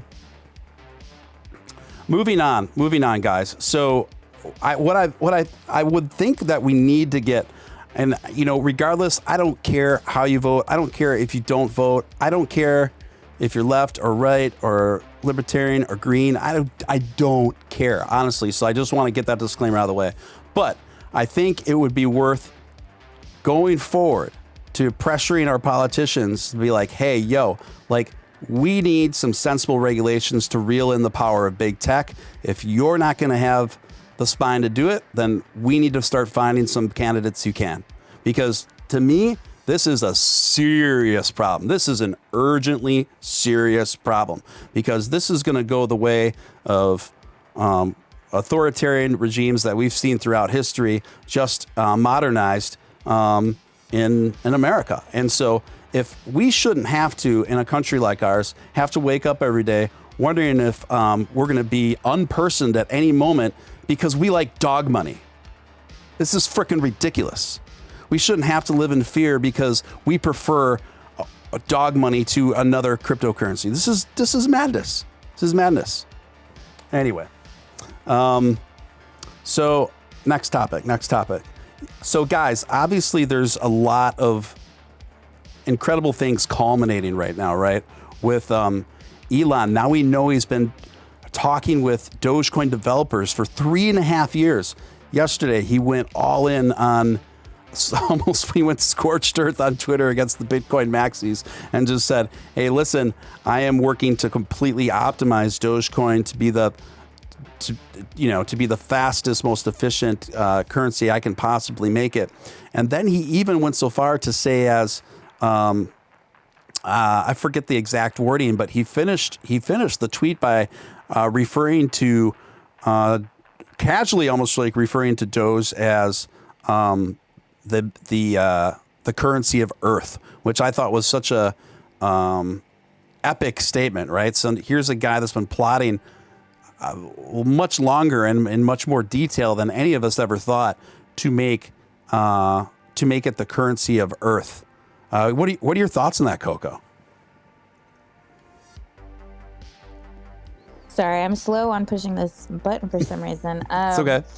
I think it's fantastic. I mean, this is, to me, I love the fact that we're not only going to be able to use our Dogecoin to purchase commercial flights to the moon, but we're going to be an interplanetary currency. I mean, we're going to be in history books forever. And I don't think people realize that, our, children's children are going to be hearing about this, So that's why, Billy reiterates it. He used to get upset sometimes with certain people, but he's like, I don't have to say anything anymore. He's like, we're going to the moon. We're going to be interplanetary. He's like, I don't have to argue or fight. He's like, we already proved ourselves. And I love that mentality because, that's why they say, success is the best way to get back at your haters, to shut them up. It's just be successful, be happy. And that's exactly what Dogecoin has been. So, I mean, we're making history, period. Yeah, absolutely. Nick? Yeah, I mean, it's pretty clear the direction that we've been going in. And I know a lot of people in the chat, especially, they know that I watch and I do a lot of technical analysis, a lot of charting. I watch a lot of charting, tutorials and stuff on YouTube. I mean, just from a technical perspective, everything we can see building up to a crescendo of ultimately price action is the exact reason I've been holding on to over 10 million Doge for 7 years. It's the reason why I've only sold 1 million. And I keep telling people this, like, our true value. The funny thing is, Bitcoin is really, the true value of Bitcoin is really reflected in the market pretty well on like a timely basis. You can see price action taking place. But I feel Dogecoin is kind of new to big money investment. And as Papa Upshot pointed out, I don't know, maybe a month or two ago now, the real price of Dogecoin is not really set. It's like 3 months back or 2 months back. Always, like, we're always like, the price of what we're seeing now is really not what the true price of it is. Yeah, I feel very strongly about that, and that's why I still have not sold any. Yeah, right on. Let me get through a couple super chats. Isaac Castillo coming in with $5 super chat. Thank you, Isaac. Always appreciate you, man. $5 super chat. Hit him again, he says. You're doing a great job juggling all the content and people. Thank you so much, Isaac. I appreciate that, man. Batman versus Deadpool coming in with a $4.99 super chat. Thank you, Batman. What's up, everyone? How y'all doing? Plus, wherever Steven goes to host, I will listen, because I got to support my Uncle Doge over here. Fire emoji, rocket emoji, hashtag Doge to the moon. Right on, Batman. I appreciate that, man. Appreciate that. And Fred Calderone. That's a really strong Italian name there. I like that. Fred Calderone coming in with $4.99 super chat says, we are here to listen because we want to. If someone doesn't like it, adios. Well stated, my friend. I couldn't have said it better myself. And then finally, she goes by CK Cray Astro Spray, but I call her Cray Cray Astro Spray. It just flows off the tongue a lot better. It's more amusing. So I am dubbing you Cray Cray Astro Spray. Coming with a $5 super chat says, you don't need that negativity. Here's for Nick's coffee pot. So there's another $5 for Nick's coffee pot. I love it. I love her name, and I love the coffee pot donations that are flowing in. I have ordered a new coffee maker. It will be here on Saturday. Until then, I'll be going to Starbucks and paying in Doge. I might be next on that need a coffee maker, because I'm telling you, it's getting smaller and smaller cups, and I'm just dreading it. So I'm trying to hurry up and order it, get it here before my coffee maker goes out, because it is the only way I can get up in the morning. I quit energy drinks, so coffee is like my only thing that gets me out of the bed.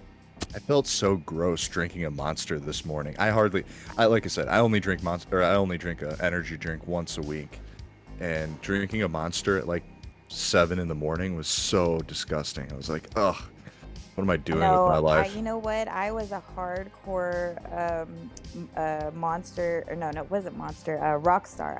I was on Rockstars, like when I was in real estate. Oh my gosh, I'd have like 2 or 3 of those a day. Like, I was just going, and they were so bad for me.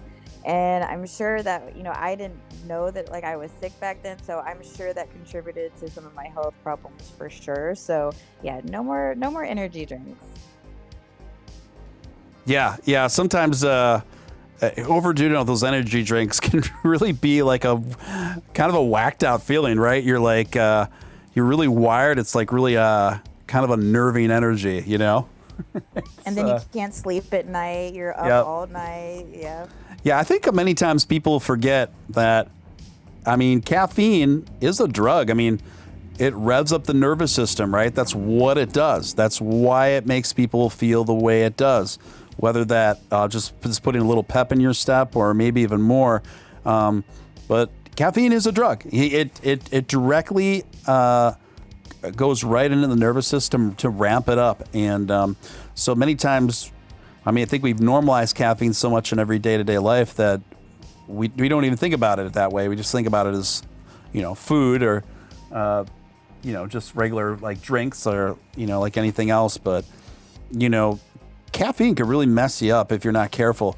I remember I had this girlfriend for a while, and out of nowhere, she started having, seemingly out of nowhere anyway, she started having panic attacks and lots of anxiety.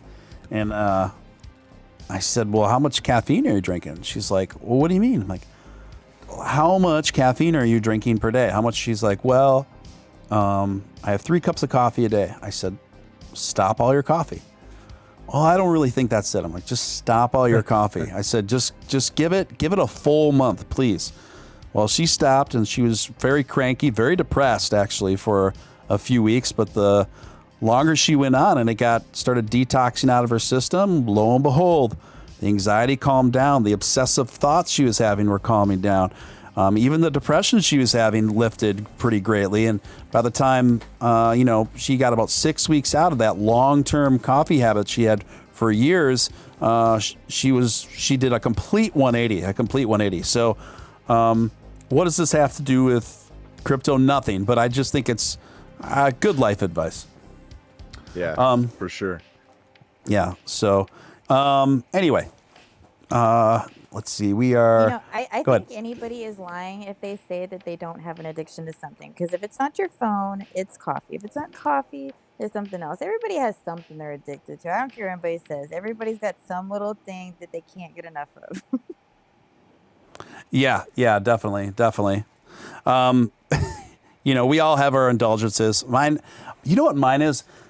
I have a sweet tooth, but it's very selective. Like most sweets, kind of like I just have no desire for them, except like a few things, and those few things are this: like a dark chocolate, Reese's peanut butter cups, and then like a good chocolate chip cookies. Everything else, I could do without. Like I have zero temptation with sugar on any other plane, but there's something about that sweet, salty kind of vibe, that dynamic. That's what pulls me in. What about you, Coco? Okay, well, I am probably the opposite because I do have a sweet tooth, and so like my downfall is like I like certain candies. Like it's really stupid, but those like little mini burgers. Like not the SpongeBob ones, but they're like, I don't know, they're like these little gummy burgers. I am obsessed with those. Like I just like something, sometimes it's gummy, or I don't know, sometimes even I don't know, I don't really like ice cream all that much, but candy is my sweet spot. So that's probably like my biggest indulgence. But I would say my addiction would be like probably my phone and Dogecoin, and I'm probably smoking too much weed, but other than that, I think it's just probably sweet. Yeah. What about you, Nick?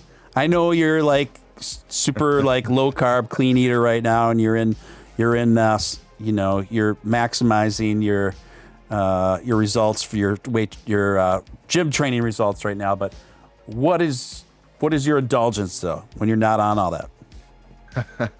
I am a robot. I only work on protein and fat. No, I tell people this, like people see pictures of me on social media and they think that I look like this super shredded, like Superman all year round. I don't. It's all an illusion. Most of the year, I don't look like that. It takes me 3 months, sometimes a little longer, 3 or 4 months to get in that shape. And then I just take a bunch of pictures and then I just kind of just release them all year. That's the secret. But my indulgence really is burgers. I can eat like, I've had like, I don't know, like 8 or 9, sometimes 10 double cheeseburgers in like one sitting. Wow. Yeah. I mean, yeah, it's bad. I love I don't know why. I just love cheeseburgers, man. That's my jam. Doesn't love cheeseburgers though. I mean, I know. cheeseburgers are they're amazing. They're great, and they can't. You know what? In the winter, I do my show. You know, I get ready for my shows. I don't compete anymore, but now I'm doing like photo shoots and stuff. So I get ready for like photo shoots and whatnot in the summertime, and then I put on my muscle in the winter, and I'm just a hard gainer, so I can eat a lot of food in the winter, and it takes a. You would be disgusted about the amount of food it takes for me to put on weight. It's gross. Oh, I actually, because of my lupus, I struggle with eating, and so like I sometimes like my fiance will have to remind me. He's like what all of you ate today? You need to eat, because a lot of times too lately I'm just going, and so I'm not paying attention to what I'm doing, and so I will forget. So I have to literally put reminders on my phone, because just my lupus in general makes me not want to eat sometimes. So I just have to always like kind of force myself to like eat, you know, my meals. I love to eat healthy, but it's just trying to remind myself to eat and to almost kind of force myself, just because, you know, as I said, with my illness, it just makes me not want to. I almost think sometimes I need to get like an appetite, you know, something that makes me want to eat. Yeah. There's bodybuilders take drugs for that. There's certain like appetite stimulants that bodybuilders take in the winter. Yeah, they're legit. Yeah. They're made in France. Okay. I mean, I might need that, because honestly, sometimes like I actually love food and I love to eat, but then sometimes if I'm not feeling well, I have like no desire to eat at all. Yeah. I actually, I'm familiar with that to the degree that, and she was actually from San Francisco as well. I had a girlfriend for about 3 years because I used to tour quite a bit, and I met her. I used to play a lot of shows in San Fran. That's where we met. But she had lupus as well, and she would struggle with the same thing with just maintaining appetite and maintaining weight because of lupus.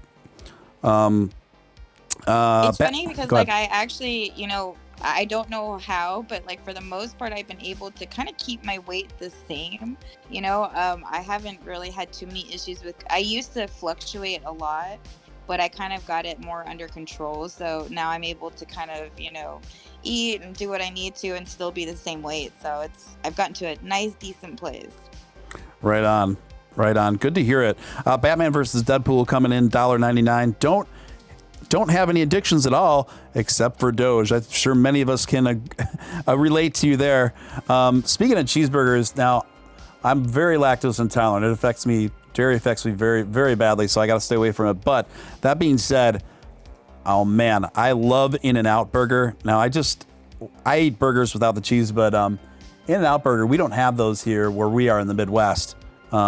You have them out by you, don't you? Maybe they're not in San Fran. I know they're around you, but I don't think there's any in San Fran. Oh yeah, they're not in San Fran, but we have a ton in In-N-Out, and I do love In-N-Out. But honestly, more than In-N-Out, and this will be controversial, I'm sure I'll hear about it in the comments, but if you guys haven't had Five Guys burgers, that is the one to go to. Like, you're right. The sauce and I used to live in Cali. In-N-Out You're right. is, yes, phenomenal. But when it comes to the fries and the burgers, oh man, there's nothing like a Five Guys burger. If you haven't had one, I think they're even on the East Coast. You guys got to try one. So we have some Five Guys here in the Midwest as well. So you like Five Guys better than In-N-Out Burger? I know it's super controversial because I'm not sure if I can follow you there. I mean, it's a close second, but honestly, like I think when it comes to the quality and especially the fries, that's the only thing I don't like about In-N-Out is their fries are too skinny for me and like dinky. I like a good, you know, chunky fry. Yeah, she's actually correct that Five Guys is technically better than In-N-Out. And trust me, guys, I love In-N-Out. I used to live in Los Angeles for like 4 years. In-N-Out is good, but Five Guys has a better burger. In-N-Out has better toppings. If that makes sense. Thank you for saying that. Perfect. Yes, because they have really good sauce and toppings and things like that. But yeah, you're totally right. By the way, guys, I'm gonna get going because if we keep talking about food anymore, I have to go ahead. I have a protein shake I need to get to. I'm gonna die. We made him hungry. Yep, we did it. I am starving right now. I gotta go. Okay, Nick. No worries, man. Good to see you. Thank you, Nick. It was nice talking to you. Coco, it was so good meeting you. Yes, it's good meeting you. Thank you. Putting a voice to the Twitter handle. Yes. Steven, thank you so much for having me on as always. And chat, I will see you guys tomorrow. Sounds good, Nick. Thank you again, man. Guys, if you want to, thank you. If you want to follow Nick Balls on Twitter, I'm going to put his Twitter URL in the chat for y'all. And that was Nick Balls, Dogecoin millionaire Nick Balls, ladies and gentlemen, a man who had the foresight to invest $10,000 into Dogecoin in the year 2014 and is sitting pretty nicely now as a consequence. Batman versus Deadpool coming in at $1.99. Don't have In-N-Out here except Shake Shack. Yeah, we got Shake Shacks in the city where I live. And it's decent. It's all right. It's just no In-N-Out burger. It's that animal style that gets me. You ever have the animal style, Coco? You know, listen, I know everybody loves the animal style, and I do like it, but it's the fries. If it was on different fries, I would love it. Like, if it was on Five Guy fries, oh, that'd be amazing. But I don't know if I can do those little dinky fries with all that animal style on it. No, it needs some stronger fries to withhold all that sauce. Yeah, that is like I love it. I love it, though. I understand.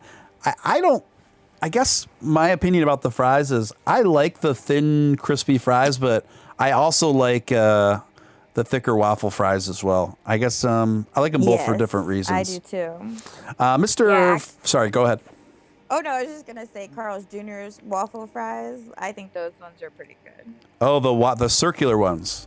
Yeah. Speaking of which, there is a guy that goes by the name Carl's Jr. that's a regular viewer of the show, and he's in the chat right now. He calls himself Carl's Jr. Hi, Carl's Jr. with the Carl's Jr. logo, and his brother also watches the show, and his brother goes by the name Beef Supreme. So Beef Supreme, both Beef Supreme and Carl's Jr. are in the chat right now watching the show.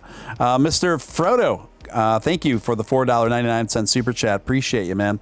In-N-Out is good, and so is Five Guys, but let's be honest, Whataburger is the best. Ooh. Hands down, no contest. Whataburger is king of all hamburgers. You know, I've had Whataburger. I had Whataburger for the first time in Austin, Texas, about a year ago, and I didn't not like it. I liked it, but I didn't like it better than an In-N-Out. I gotta say, I liked it. It was good, but not better than In-N-Out in my opinion. They're bigger. I'll give them that. Batman versus Deadpool, $1.99. Are we forgetting about the GOAT? Arby's curly fries. Now we've just opened the floodgates. We've opened the floodgates. Don't talk about Arby's. I love Arby's. Listen, I know there's a lot of people that don't like Arby's, but you give me one of those roast beef sandwiches with the cheese. Oh, yeah. And give me their Arby's sauce. Oh, yeah. And see, I'm sad because I used to live in San Francisco, and in South City they actually had an Arby's over there, and I was like the closest one that I have seen like that was like by me, and so I was so excited to like be able to eat there once in a while. And now I moved, and so I'm like a little bit farther from it, so it's like too out of the way. But yeah, I love Arby's curly fries. Love them. Yeah, I remember those growing up there. You know who else had curly, like crispy seasoned curly fries? I remember when I was younger was Hardee's. Do you remember Hardee's? Hey, okay. Nobody blame me, but so Hardee's used to be like an East Coast thing, and then did they buy out Carl's Jr. and now it's Hardee's and Carl's Jr.? Because I was confused. Oh, that's right. They do combine them now. You're right. Yeah, because I saw that's that. So and I was weird. like, I'm confused. Am I at Hardee's or Carl's Jr.? Are they the same thing? Like I was so confused when that happened. I like that Carl's Jr. just said in chat, Arby's is pretty fire. Hey, show him love, Carl's Jr. See, that's the Doge way right there. Yeah, that is a weird combination. It kind of reminds of those weird combinations when you're like, when like those like little small outlets are usually attached to like a gas station or something. And it's like Subway / Taco Bell. Yeah. Like, wow. It's so random. I'm like, what are these two doing together? They're complete opposites. Yeah, I avoid those, man. That's does to me that doesn't speak a vote of confidence. You mentioned what is it called? I've literally never heard of what you were talking about. Whataburger. Whataburger is predominantly it's a burger chain that's predominantly in the South, as I understand. They don't have them around where I am at, but the only time I've had it twice, and both times it was in the South. So I think it's okay. Because I was gonna say it must be out on the either West Coast or East Coast or South or something. Because we definitely don't have them here. Right. Yeah, definitely. So Coco, tell me a little bit about yourself. You are born and raised Bay Area girl. I used to spend a lot of time in the Bay Area. My ex, I had a girl, like I said, I had a girlfriend there for about 3 years. So I used to spend a lot of time in the Mission. And, yeah. And then we used to go to Dolores Park a lot and hang out. Yeah. You know, honestly, I love San Francisco. I actually grew up mostly in the East Bay, so when I moved out to San Francisco, it was like a whole new world for me, in this weird way, because you're kind of in the inland, and then you go into the city. It's like a whole new world, but I love it over there. You get just the best of everything there. You're close to the beach. You got big, beautiful parks. You got the lake over in kind of Daly City border of San Francisco. I mean, there's so much to offer in San Francisco. It's amazing there. Mm-hmm. Yeah, it's definitely its own vibe. There are certain cities throughout America. They're very select cities that have this, where the moment you arrive in that city, it's its own very, very distinct culture and vibe. And San Francisco is definitely one of those. Mm-hmm. And what I love about it is that it's diverse. There's not very many places where you can go where you get so much diversity. You don't just have one type of person here. I mean, I meet people from all over the world that come to San Francisco because they just love it here. So I love it. Yeah. I've got a lot of good memories there. I used to play at a club called the Mezzanine. Do you know where that is? Yes, yes. You're like, I've got some memories of the Mezzanine. No, honestly, I was only there a few times, but honestly, the club scene is a little crazy in San Francisco sometimes, but it's definitely fun. Yeah. So, I actually, my first time to San Fran was with my band at the time, and we rolled into town in our tour van, and it was 4 a.m, and there was no vacancy anywhere.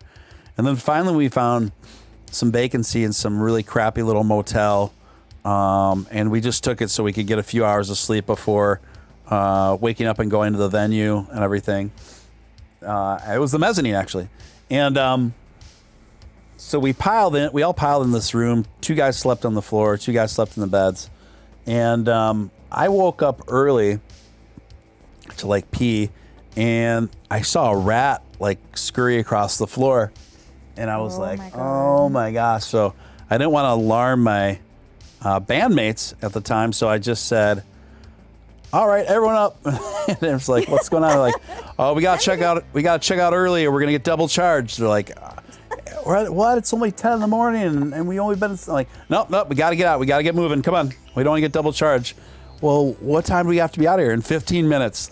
So. Yep, gotta get out of here. Yeah, and I didn't want to freak them out. So then, we were loading our things back in some of our things back into the van. No, it was actually much earlier than that. It was 7 or 8 in the morning between there, and I was outside with one of my bandmates, and there were these 2 guys arguing, and just for further context, we were in the Tenderloin, right? So. These 2 guys were arguing, and they were arguing about some deal. It kind of sounded like a drug deal that went wrong or something. And one guy, yep, in the Tenderloin, right? And then one guy took out a blade and stabbed him in the back, right in front of me. Right? Oh my God, how scary. And left the knife in there. Yeah, the Tenderloin is a very, honestly, it's just not a great area. My fiance used to work at, actually, it was funny. There was this nice karaoke bar that it was called a Pandora Karaoke. Okay, And okay. and it's honestly, it's a really nice place once you go in it, but it's in the worst part of the Tenderloin. And so when I used to go pick them up and go there, I mean, I used to see the craziest stuff I mean, like you said, people stabbing each other, drug deals. I mean, you'll see naked people walking around. It gets crazy in the Tenderloin. Yeah. It definitely. So this guy got stabbed right in front of me, and he fell to the ground, but no one else saw it but me. And then my bandmate turned around, and the guy goes like, "Oh, help me!" And he's like, before my bandmate even turned around, he's like, "I don't have any change." And I was like, "No, this dude got stabbed." And he's like, "Oh, what?" And then we were looking at this knife out of the guy's back on the ground right in front of us, and I called 911 right away. And the 911 operator was like, 911, what's your emergency? I'm like, I just witnessed a dude get stabbed. She's like, okay, where are you? I told her cross streets, and she's like, wow, it's like 7 a.m. I'm like, yeah, I know. She's like, even the 911 operator was like surprised how early the drama was popping off. So, yeah. So then I waited with the guy there until the ambulance arrived and the police arrived. And all I was doing was keeping the guy awake. I knew better not to touch the knife or move that. So all I was doing was just keeping the guy awake until the ambulance and the paramedics arrived and stuff. So that was my first experience with San Francisco. I watched someone get stabbed in the loin, and then that's not a great first experience, and I'm sorry you had that. The city is very unpredictable, but there is a lot of good parts of it. But yeah, yes. The Tenderloin is not a great part for anybody to hang out at. Right. No, I know, and that was just one of those random things, but I know, honestly, anybody that's lived in the Bay has seen the same thing you have. So I'm sure. I remember my girlfriend at the time, she lived downtown in San Fran, like on Van Ness and something. I forget what the cross street was. And she lived like on a first floor. And like, I remember one of the first times I slept over at her place, I just kept hearing this knocking by my head. And it was like a homeless person knocking on the window right above my head where I was sleeping and asking me if I had a cigarette. Oh my gosh. So I woke up and I looked up and there was a dude looking at me through the window sill like, hey, you got a cigarette? I'm like, oh my gosh. I'm like, what is this? No, I don't. Yeah. So yeah. No, I've definitely had my experiences there, but you know what I noticed is once you start living in the city, you literally start getting used to it, which is sad, but you almost start getting used to all these like crazy things happening. Like you just don't even blink an eye after a while. You're like, oh yeah, no big deal. That guy's walking across the street naked. No big deal. You see crazy stuff, and especially it's some of their festivals or their parades and stuff. I mean, it gets wild in the city, but that's what makes San Francisco so great, in my opinion. I love the Bay. I agree. That's all what makes it charming at the same time. Altruism Kid 1, $4.99. Thank you for that. Habit Burger kills them all. Dogecoin to the moon. Go try. Have you heard of Habit Burger? Habbi? Yes. You have. Yes, and they are right. I'll be honest. I just ordered from Habit last week. I love Habit. Their onion rings are phenomenal, and their burgers are unbelievable. And what I like about them is they have a good amount of healthy stuff on there. So like I like to order like their salads or their chicken sandwiches, and I like if I'm trying to be good and stuff. But on my cheat days, I'm definitely getting their their big burgers and stuff. But they're phenomenal. If you haven't had them, you must try them. Wow, I've never heard of them. Must be a West Coast thing, yeah. Yeah, most likely. I don't think I've heard of them really much anywhere else except on the West Coast. But next time you're out here, that is a must. You should try that. Definitely will. Batman versus Deadpool coming in at $1.99. Time to make fresh homemade strawberry lemonade. That does sound really good. I do like some strawberry lemonade, especially the kind that's made out of the real deal, like your man Steven Steele. And then we got Isaac Castile coming through with a $5 super chat. Thank you so much, Isaac. Appreciate that. Naked people in San Francisco wasn't a big deal during the beta breakers. Oh, yeah, beta breakers. Fun times. Have you heard of it? Is this like a thing where people like collectively go for naked bike rides? No. So beta breakers is like this massive, huge, like it's supposed to be a race, but it turned into this thing where people wear costumes.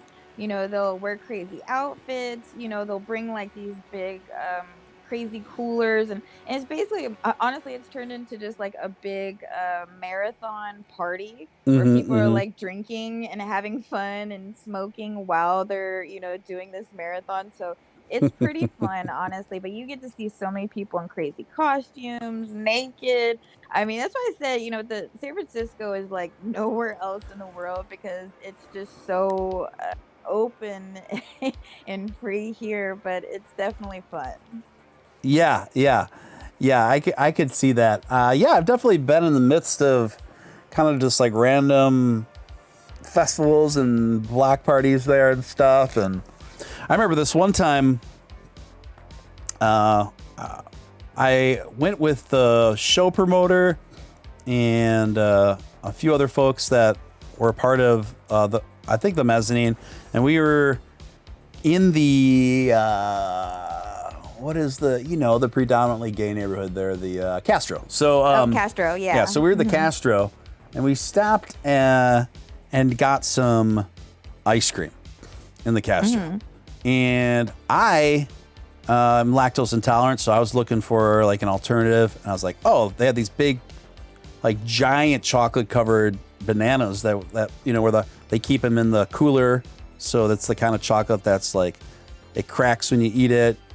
And I was like, oh, that sounds good. So I had one of those, and we're strolling down the Castro, and I'm like, wow, every gay dude is looking at me like really hardcore, man, like really hardcore. And then it occurred to me, I don't know, dude, maybe it's because you are eating a giant chocolate banana in the middle of the Castro on a Saturday afternoon. No, what's so funny is that one of my favorite like cookie shops out there is they only make like cookies that are in the shape of like, I don't know if I can say this on the chat, but like the penises and stuff. Yeah. But like they are the best cookies, and it's so funny because like I see people all the time that are going there and getting them like in secret just because they like the cookies, but they have no choice but to get one of those shapes. Oh, right. So yeah, it's so funny. What is that place called that makes those shaped cookies? Oh my gosh. You know what? I can see where it's at in my head. I know it's like right on the corner, like it's over by the Chevron gas. I cannot think of the name of it to save my life. I'll have to post it later, but they have phenomenal cookies and people love them. I've seen guys in there with shades and like a hoodie over them, and they're like, can I just get a box of the cookies? Like, 'cause they want to eat the cookies, they just don't like the shape it's in. It's so hilarious. Oh man, I'm now I gotta find out you gotta tell me the name of that place. I will find it. I gotta look it up. That sounds really funny. Trucking Trucking All Day coming with $5 super chat. Thank you, Trucking. Appreciate you. May 9th, a Dogecoin wallet bought or transferred $1.5 billion at the tune of 56 cents. Then today, same wallet bought a bunch too. So May 9th, also one bought transferred. The thing is, Trucking All Day, that very well could be an exchange wallet when you see that kind of transactions taking place. I'm not saying it is, but many times when I've looked into those things, it's an exchange. Trucking All Day, thank you for your $5 super chat. Always appreciate you. Always appreciate you tuning in. So tell me, Coco, how did you stumble across getting into cryptocurrency? How long you been in it? And then what kind of led you to Doge? So when I was growing up, I grew up with my uncles taught me actually about the stock market and cryptos, and truthfully, I still didn't understand it most of my life until I got older and started doing my own research and, reading and taking some classes. And I'm still learning. I can honestly say, like, I do not know everything about it. And that's why when I use my platforms, I like to bring up the people who are good at, technical analysis and reading the charts and, going into the deeper parts of it. But yeah, my uncles started buying me some stock and investing, for me when I was little. And I remember being probably 8, 9 years old, and I would be watching, it'd be summer break and I'd be home and I would be watching usually the stock market or Martha Stewart. Those were the two things I was watching. And so I always had an interest in it, but I just never took it serious until I got older. I was in real estate for a while. I was in finance for a little bit, but I didn't like it. And then, started doing modeling, and, that was great. And I did really enjoy it, and I still really enjoy it. But, what really makes me passionate is helping people. So, when I started investing Doge in 2016, maybe even 2017, oh, really? That long ago? 2016. Yes. It's been a while. Wow. So tell me, wait, hold up. How did you first hear about, firstly, I'd like to say thank you for the $4.20 super chat from Momstar. I saw that you donated through Stream Elements, and that will towards the beginning of the show. Momstar, if you're still listening, my humble apologies. I'm sorry about that. I don't know what happened. I was probably multitasking so much that I was just double checking things now to make sure I didn't miss anyone. So, Momstar, thank you so much. Thank you so much, and my apologies for that. So, So how did you come across Doge way back then? I mean, hardly anybody heard of Dogecoin at that time. Exactly. Yeah. I got into when they first got added on Robinhood's platform. And so for me, that's why I said earlier, when I first saw Robinhood added, I had Coinbase and I kept thinking, why doesn't Coinbase have Dogecoin? Why is it Robinhood only has 3 major cryptocurrencies, and then it has Dogecoin, which at the time nobody was taking serious and did still see as a joke, Right. So to me, it was kind of Robinhood is this huge company. So I kept thinking, do they know something that we don't? Is Doge going to be something later? And so I said, well, you know what? It's so cheap, let me throw a little bit in. And I never threw in more than I could afford to lose. Any little extra, $5, $10, $20, I would just throw in there, because I'm like, people forget you can invest in a lot of stuff, but if you really want to make money, you have to figure out what you want to take a chance on and then put a good amount into it. And so for me, it was Doge. Right. I still wish I would have bought more. I'm not a millionaire yet, but I definitely got a good size, and I'm still buying. Every day I try to buy a little bit. I actually don't buy just one big chunk at once, because I believe that Dogecoin needs that daily organic growth. And the best way to do that is sometimes just buying a little bit every day. So every day, I'll buy, anywhere from I'd say, $20 to $200. I just try to put in what I can. So, and same thing probably for everybody else, what kept me with Doge and what made me so passionate about it and what made me just really want to, go all in and to just really be a part of the community was the people.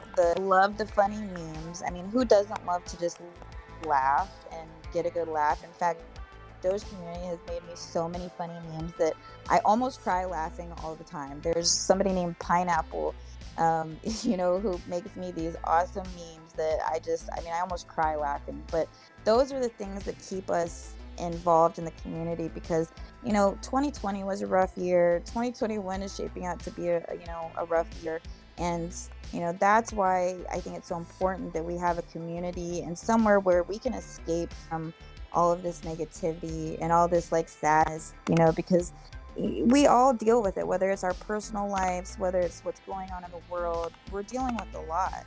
And so I really think that, having this outlet for Doge, not only be a financial, hopefully something that gives everybody financial freedom, but also that makes people laugh and just have fun, because I said this today. I said, I'll be honest, sometimes I get more support and love from the Doge community than I do from my own friends or family because, you know, you guys have to understand there's no ill will with Doge, community. They want to see the best for you. There's no, jealousy or, anything. We just all want each other to win. So I love that about this community, that we can all be a part of something and just be together, because honestly there's too much negativity. So that's really what made me so passionate about Doge.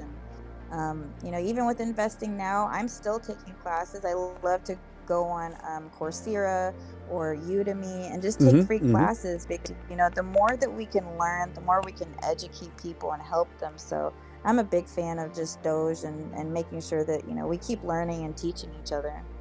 Right on, Coco. Right on. Thank you for that. And let me catch up on a couple super chats. Tiffany 89 for $4.99. Look harder at the second transaction Truckin was talking about. That's an Elon move. Let me look at it again. I mean, those are obviously insane numbers.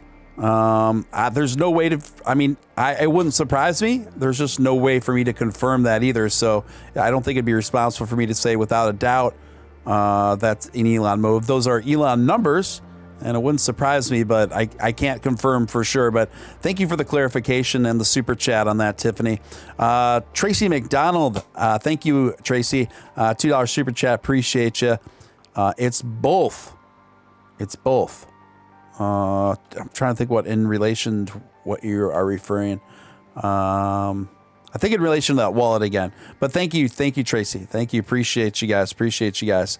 And just keep in mind, I will always get to your super chats, and I always greatly appreciate them.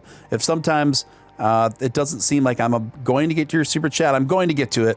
I'm just multitasking, and trust me, I'm always going to get to them, guys.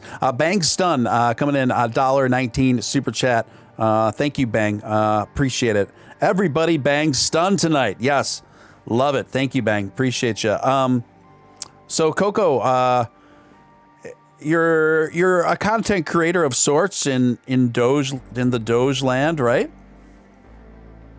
What's funny, honestly, is so I've but even when I was modeling, I would promote my modeling and stuff, but then when I came to the Doge community, everybody was just so welcoming and friendly, and just I really loved everyone. And so I just kept posting and stuff. And then about a little over a week ago, they were like, hey, you should host a chat.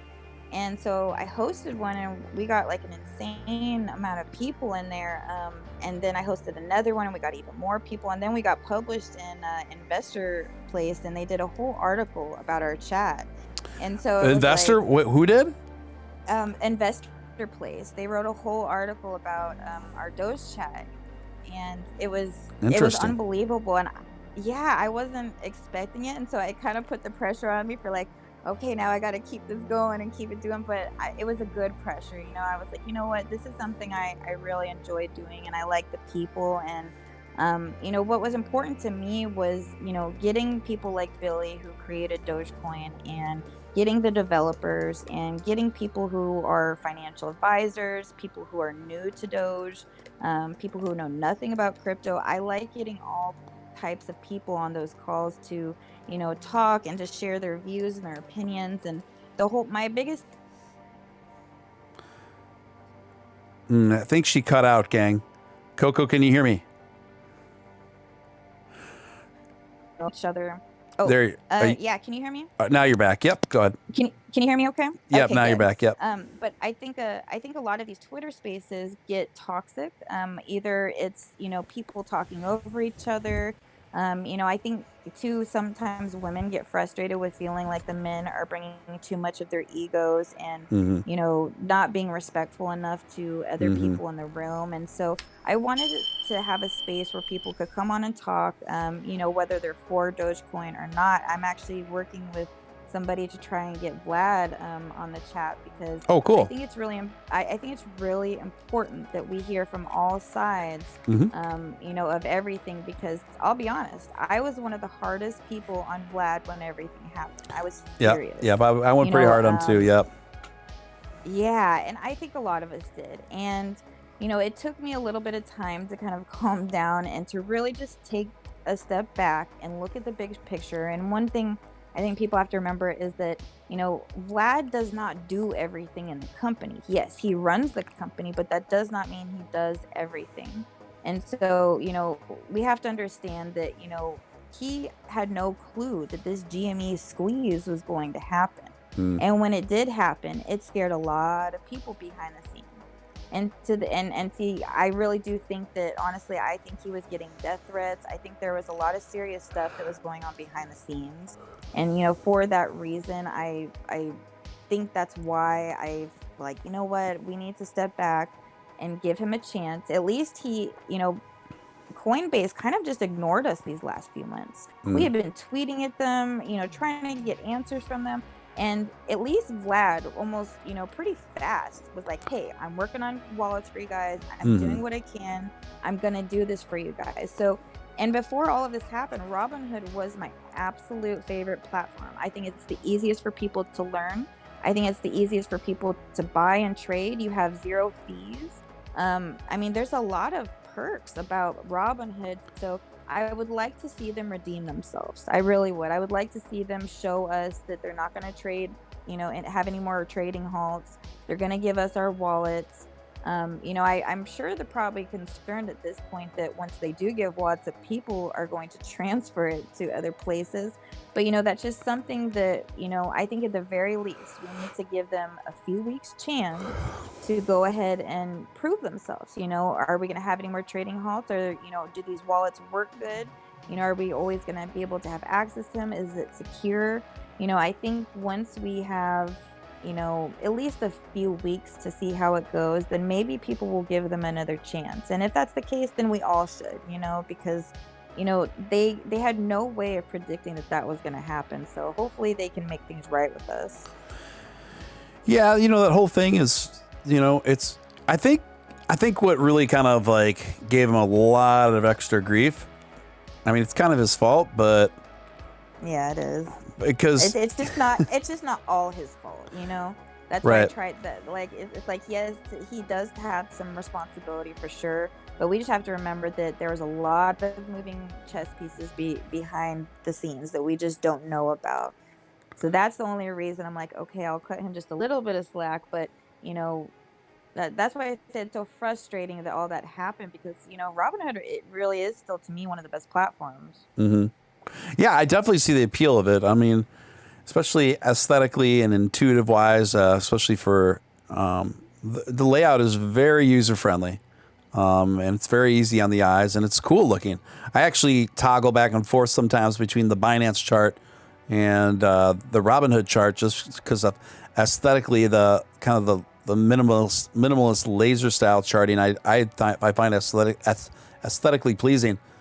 The thing is with go ahead. Is Binance your favorite? No. Voyager is my favorite trading platform. Which one's your favorite? Voyager. Okay, good. All right. Okay. What about you? Robinhood?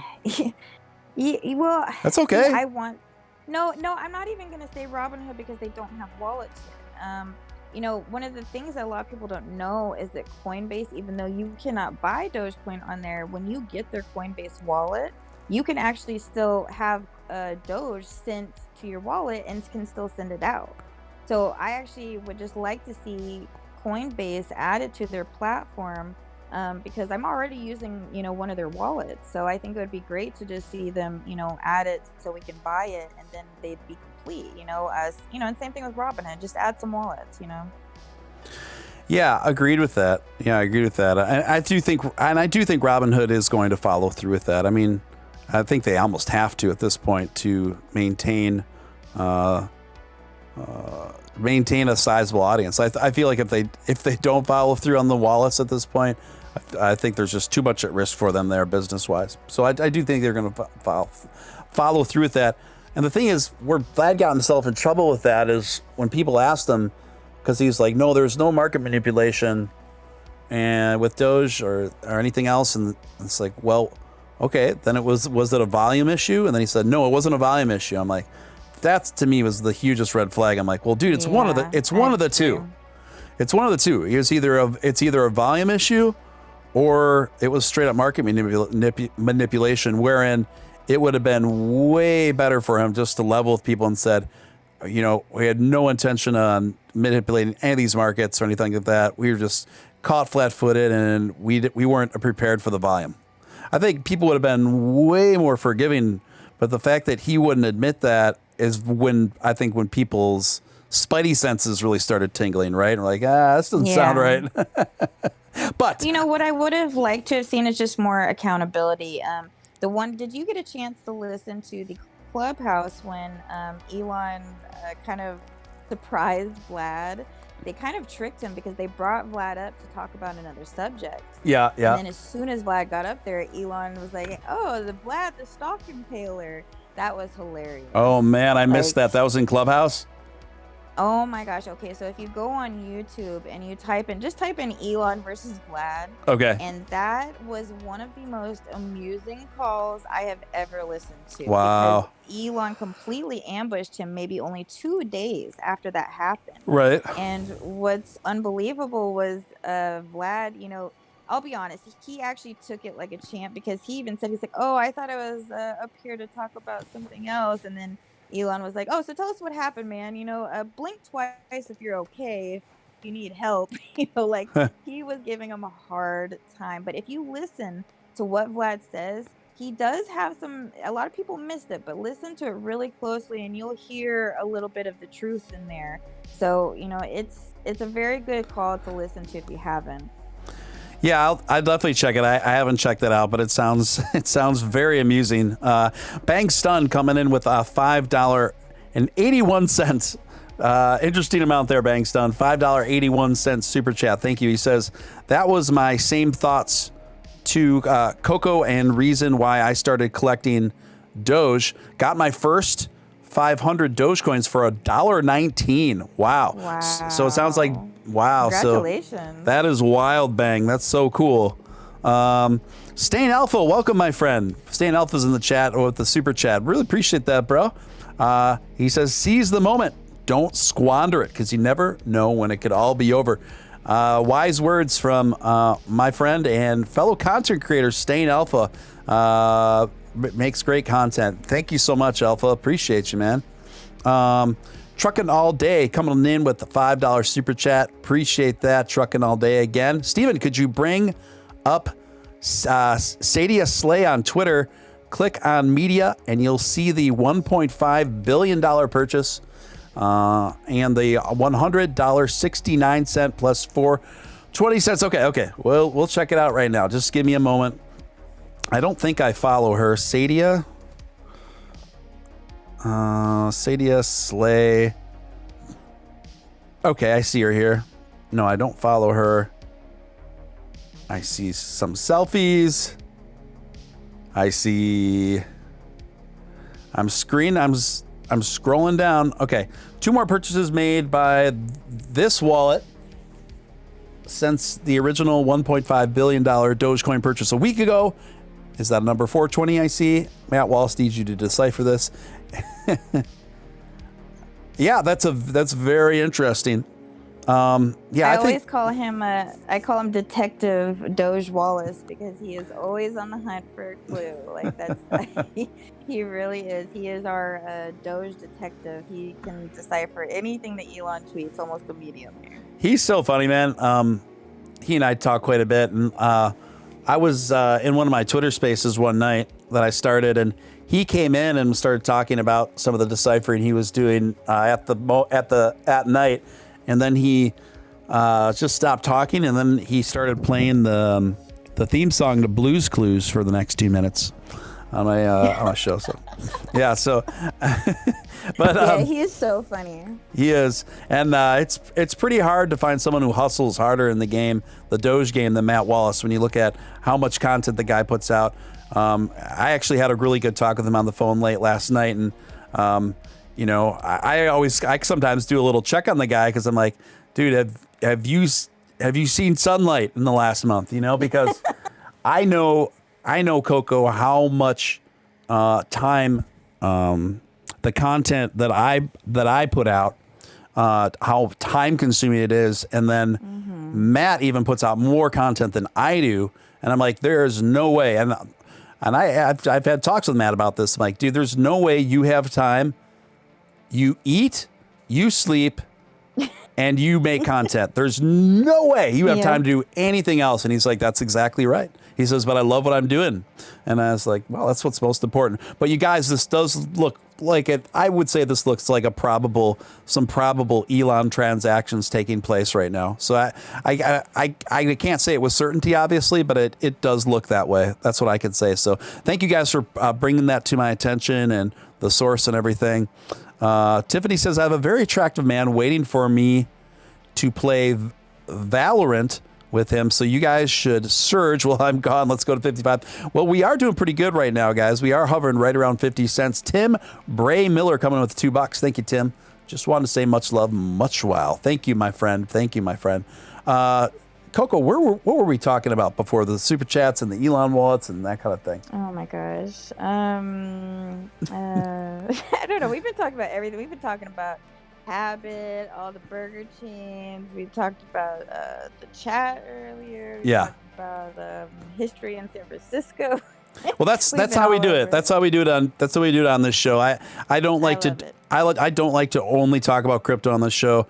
And that's kind of what separates my show from other things in the space where I may be a little lighter on technical analysis here, but I got to be true to my personality and my background and bring my experiences and my passions to Doge, you know what I mean, to this scene in the way that feels like best to me, you know what I mean? So, and plus it's just more interesting to me. So, well, honestly, I just want to say thank you for bringing me on here, and just thank you for this whole experience, because honestly, you do a lot for the community, and I always tell people, like, most of us, we aren't being paid to, do this. We're doing it because we genuinely love the community. We love what we're doing.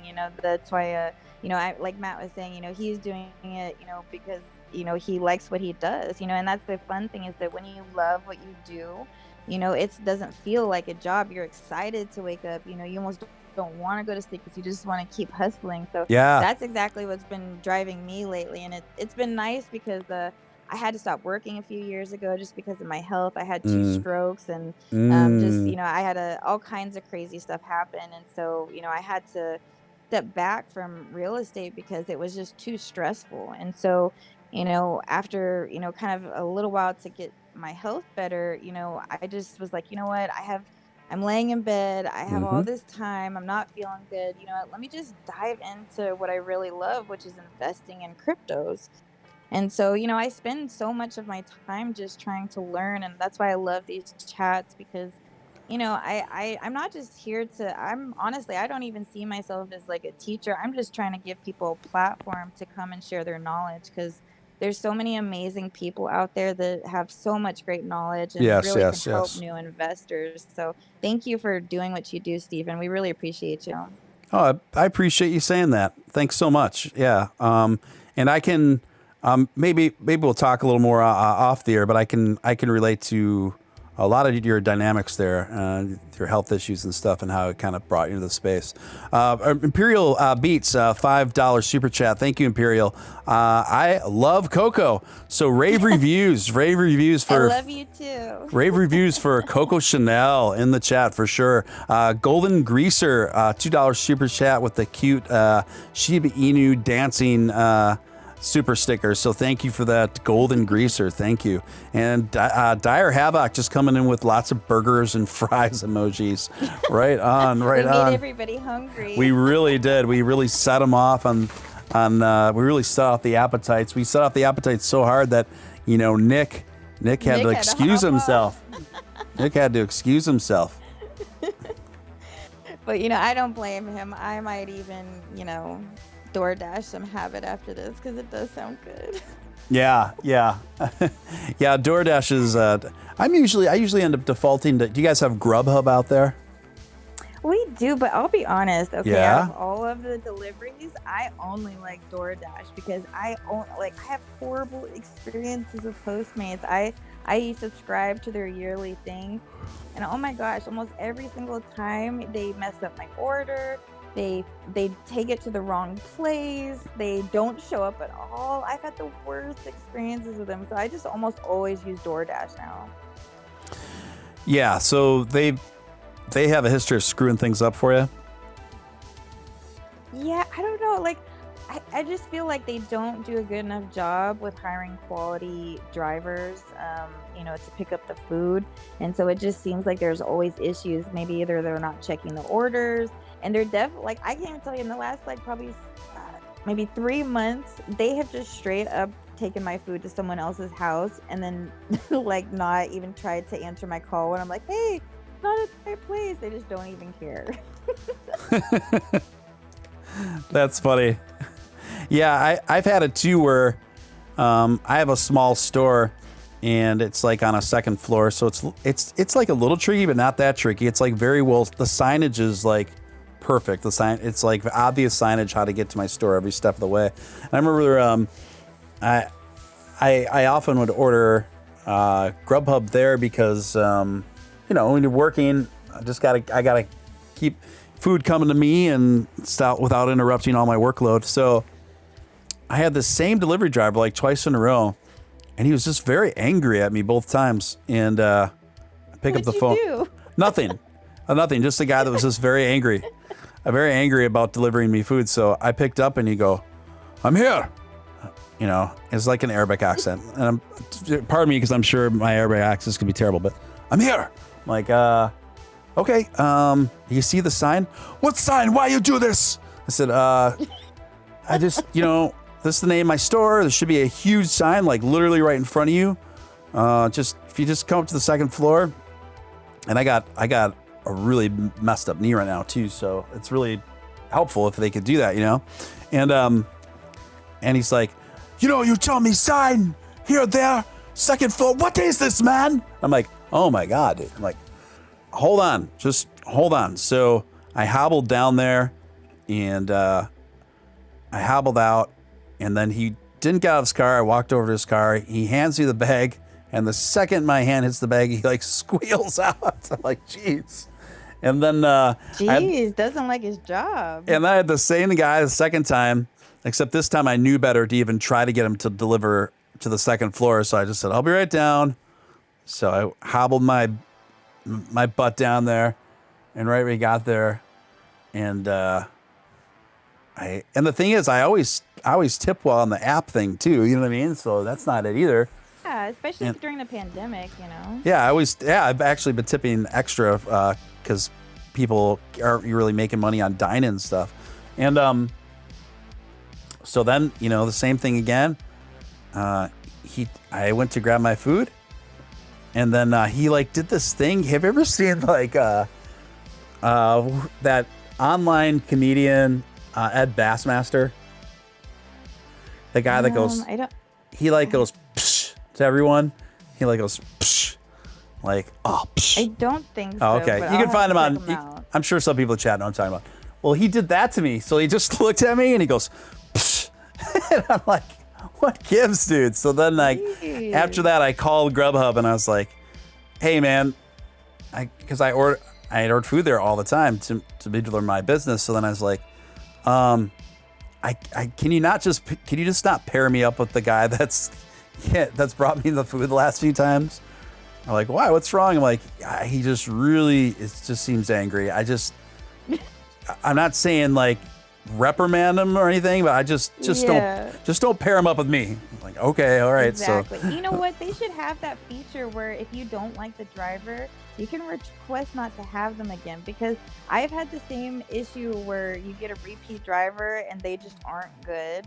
I actually have an interesting story about a driver where I ordered from this place and I saw it was taking a really long time, and I was like, is everything okay? And they didn't respond, and then I see them on their way and I go out to meet them, and in front of like all my I had some neighbors that were outside and stuff. Sure. And in front of my neighbors was like, these, like starts cussing, and he's like, man, they almost got me arrested, and I was just trying to pick up your food, and like I was like, oh my gosh, please keep your voice down. And He was like, man, I almost got arrested trying to buy your food. And I'm thinking, okay, well, what you did when you were at the restaurant has nothing to do with me and my food. You worked for the company. You wanted to go there. It must have caused a scene or something for them to, want to call the police on you. But he was like screaming in the middle of my street about it for like 5 times. I was like, oh, well, I'm sorry you had that experience. Okay, I'm going to go eat now. Yeah, I mean, what more? I didn't even want to eat my food. Yeah, by that point, right? Yep. I'm like, I don't know. He was pretty angry. Sorry, guys. I just noticed I missed another super chat. My notifications for my stream elements must not be working, but I do always check these to make sure that no one ever gets missed. So this happened a bit ago. So TJ, you tipped $6.90. So sorry about the delay on that, TJ. Do appreciate that very much. Says, going back, so we're going to have to, Coco, we're going to try to have to think about what we were talking about a little while ago. Going back to what Coco said, we should pay more attention to what our community, Dogecoin, is doing more than what others are. Success isn't built around what others are doing. Have a wonderful evening, folks. Much love, much wow. Thank you for that thoughtful message, TJ. And I agree. And I think you echoed Coco's sentiments pretty well there. So yeah, Coco, you do.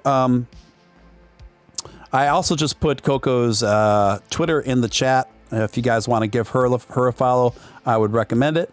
And so Coco does. You do. You're pretty active on Twitter now, and you're doing regular kind of like Twitter rooms, right? Twitter Spaces, they call them. Yeah, so I mean, now I'll be doing them, probably a few times a week. I am trying to work with, Billy, some of the developers. I have kind of like a few set people that I try to work with to create, rooms. And, before we were just kind of having rooms where we were kind of talking about whatever, but now from here out, we're going to be having, topic-driven rooms. Like, so this week we have a businesses and charities chat that's going to be on Wednesday. I believe it's going to be starting at 5 p.m.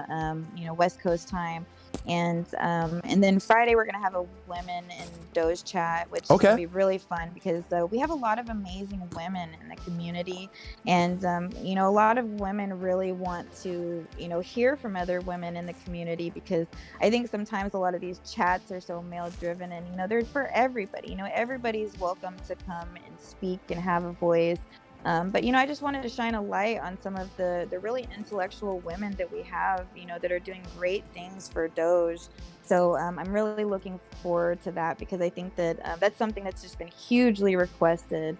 And then me and Nick, who is one of the developers, we're working on an international chat where we're going to have people from other countries come in and talk and speak. So it's going to be fantastic. We're getting translators, so that way people from other countries can understand what we're talking about. We're working with Dogecoin. I think it's Doge Norway, and a few. I think there's.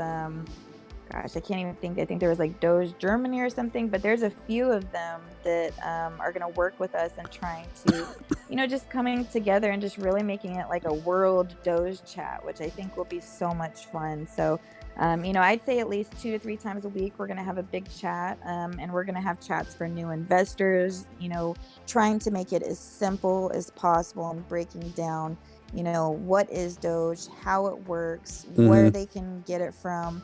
And just really teaching people that this isn't just about investing. This is, about actually making Dogecoin a currency, being able to go to your local Starbucks and buy it with Doge. And because people have to understand, Mark Cuban even touched on this. In his Maverick shop, people are not really spending Bitcoin or Ether to, buy little things like t-shirts or hats, because it's so valuable right now. And so Dogecoin is something people actually feel comfortable using.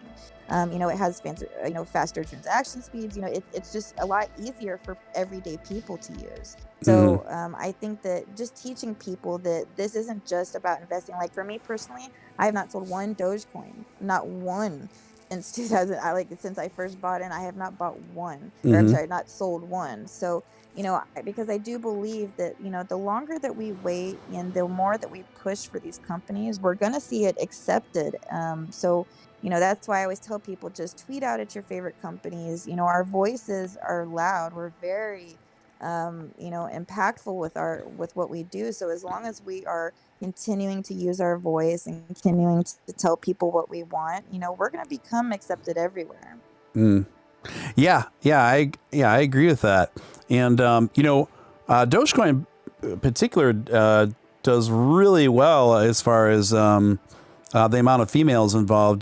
There was actually a study done with that where women are more involved with Dogecoin than any other cryptocurrency, to the tune of 400% more, I think it was. So, that was really encouraging for me to read, and I have noticed that there are seems to be a lot more females involved in Dogecoin than I've seen in any other crypto community.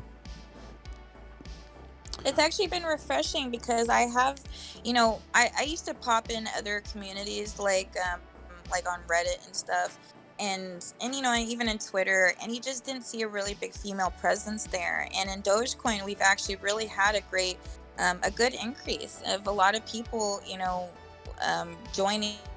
A lot of women joining Doge with very powerful voices and with, just very powerful everything. So yeah, it's definitely, very important to, shine a light on these people, because honestly, we have a lot of women that are looking for other women to hear from. So, that's why I want to give every single person and anybody that wants a voice on a platform, I want to give it to them. With our chats, sometimes we have just a set group of speakers and we don't bring people up, and then other ones we do. So, and hopefully you'll be on a few of them, Stephen, because you've been so awesome you were awesome on the last one. So thank you for that. Oh, certainly. Yeah, my pleasure. Well, Coco, is just to kind of wrap up here, people can find you on Twitter. That's your predominant outlet, right? You don't have the YouTube channel. Twitter is like where your action is. No YouTube. Maybe one day or something, but I am not that organized yet. But yes, I am Coco Chanel Adair on Twitter and on Instagram. I just got my Instagram back because I was shadow banned for a long time, but I definitely am on there. And again, thank you so much for having me on, Stephen. I really appreciate it. It's been so nice to talk to you and get to know you. And I appreciate all of your fans for tuning in, and just, thank you for your commitment to Doge. Oh, yeah, my pleasure. And it was really good to have you on. The audience seemed to really dig it, so we'll definitely have you back soon. That would be awesome. And you guys, if you want to keep in touch with what Coco Chanel is up to, you can give her a follow. I just put her Twitter in the comments again, so go ahead and give her a follow. And I think almost everyone in here already follows me. You know where to find your boy, Stephen Steele. Anyway, Coco, thank you so much for joining us tonight. This was fantastic, guys. Thank you for tuning into Doge and Doge After Dark. And we will see you tomorrow night around 9:30 CST. And who knows, maybe I'll be active on the Twitter. I'm going to get some food in me and see how I'm feeling. And I might take up a Twitter space. Not sure yet. Just that's why you keep the notifications on, gang. Anyway, Coco, thank you so much. Crowd, thank you so much. Thank you, everyone who super chatted. Thank you for supporting the show. And let's keep the positivity going strong. Let's keep that Doge momentum up. Our best days are do only good every day. Yes, and with the best, strongest, most exciting days are still yet to come. I am sure of it.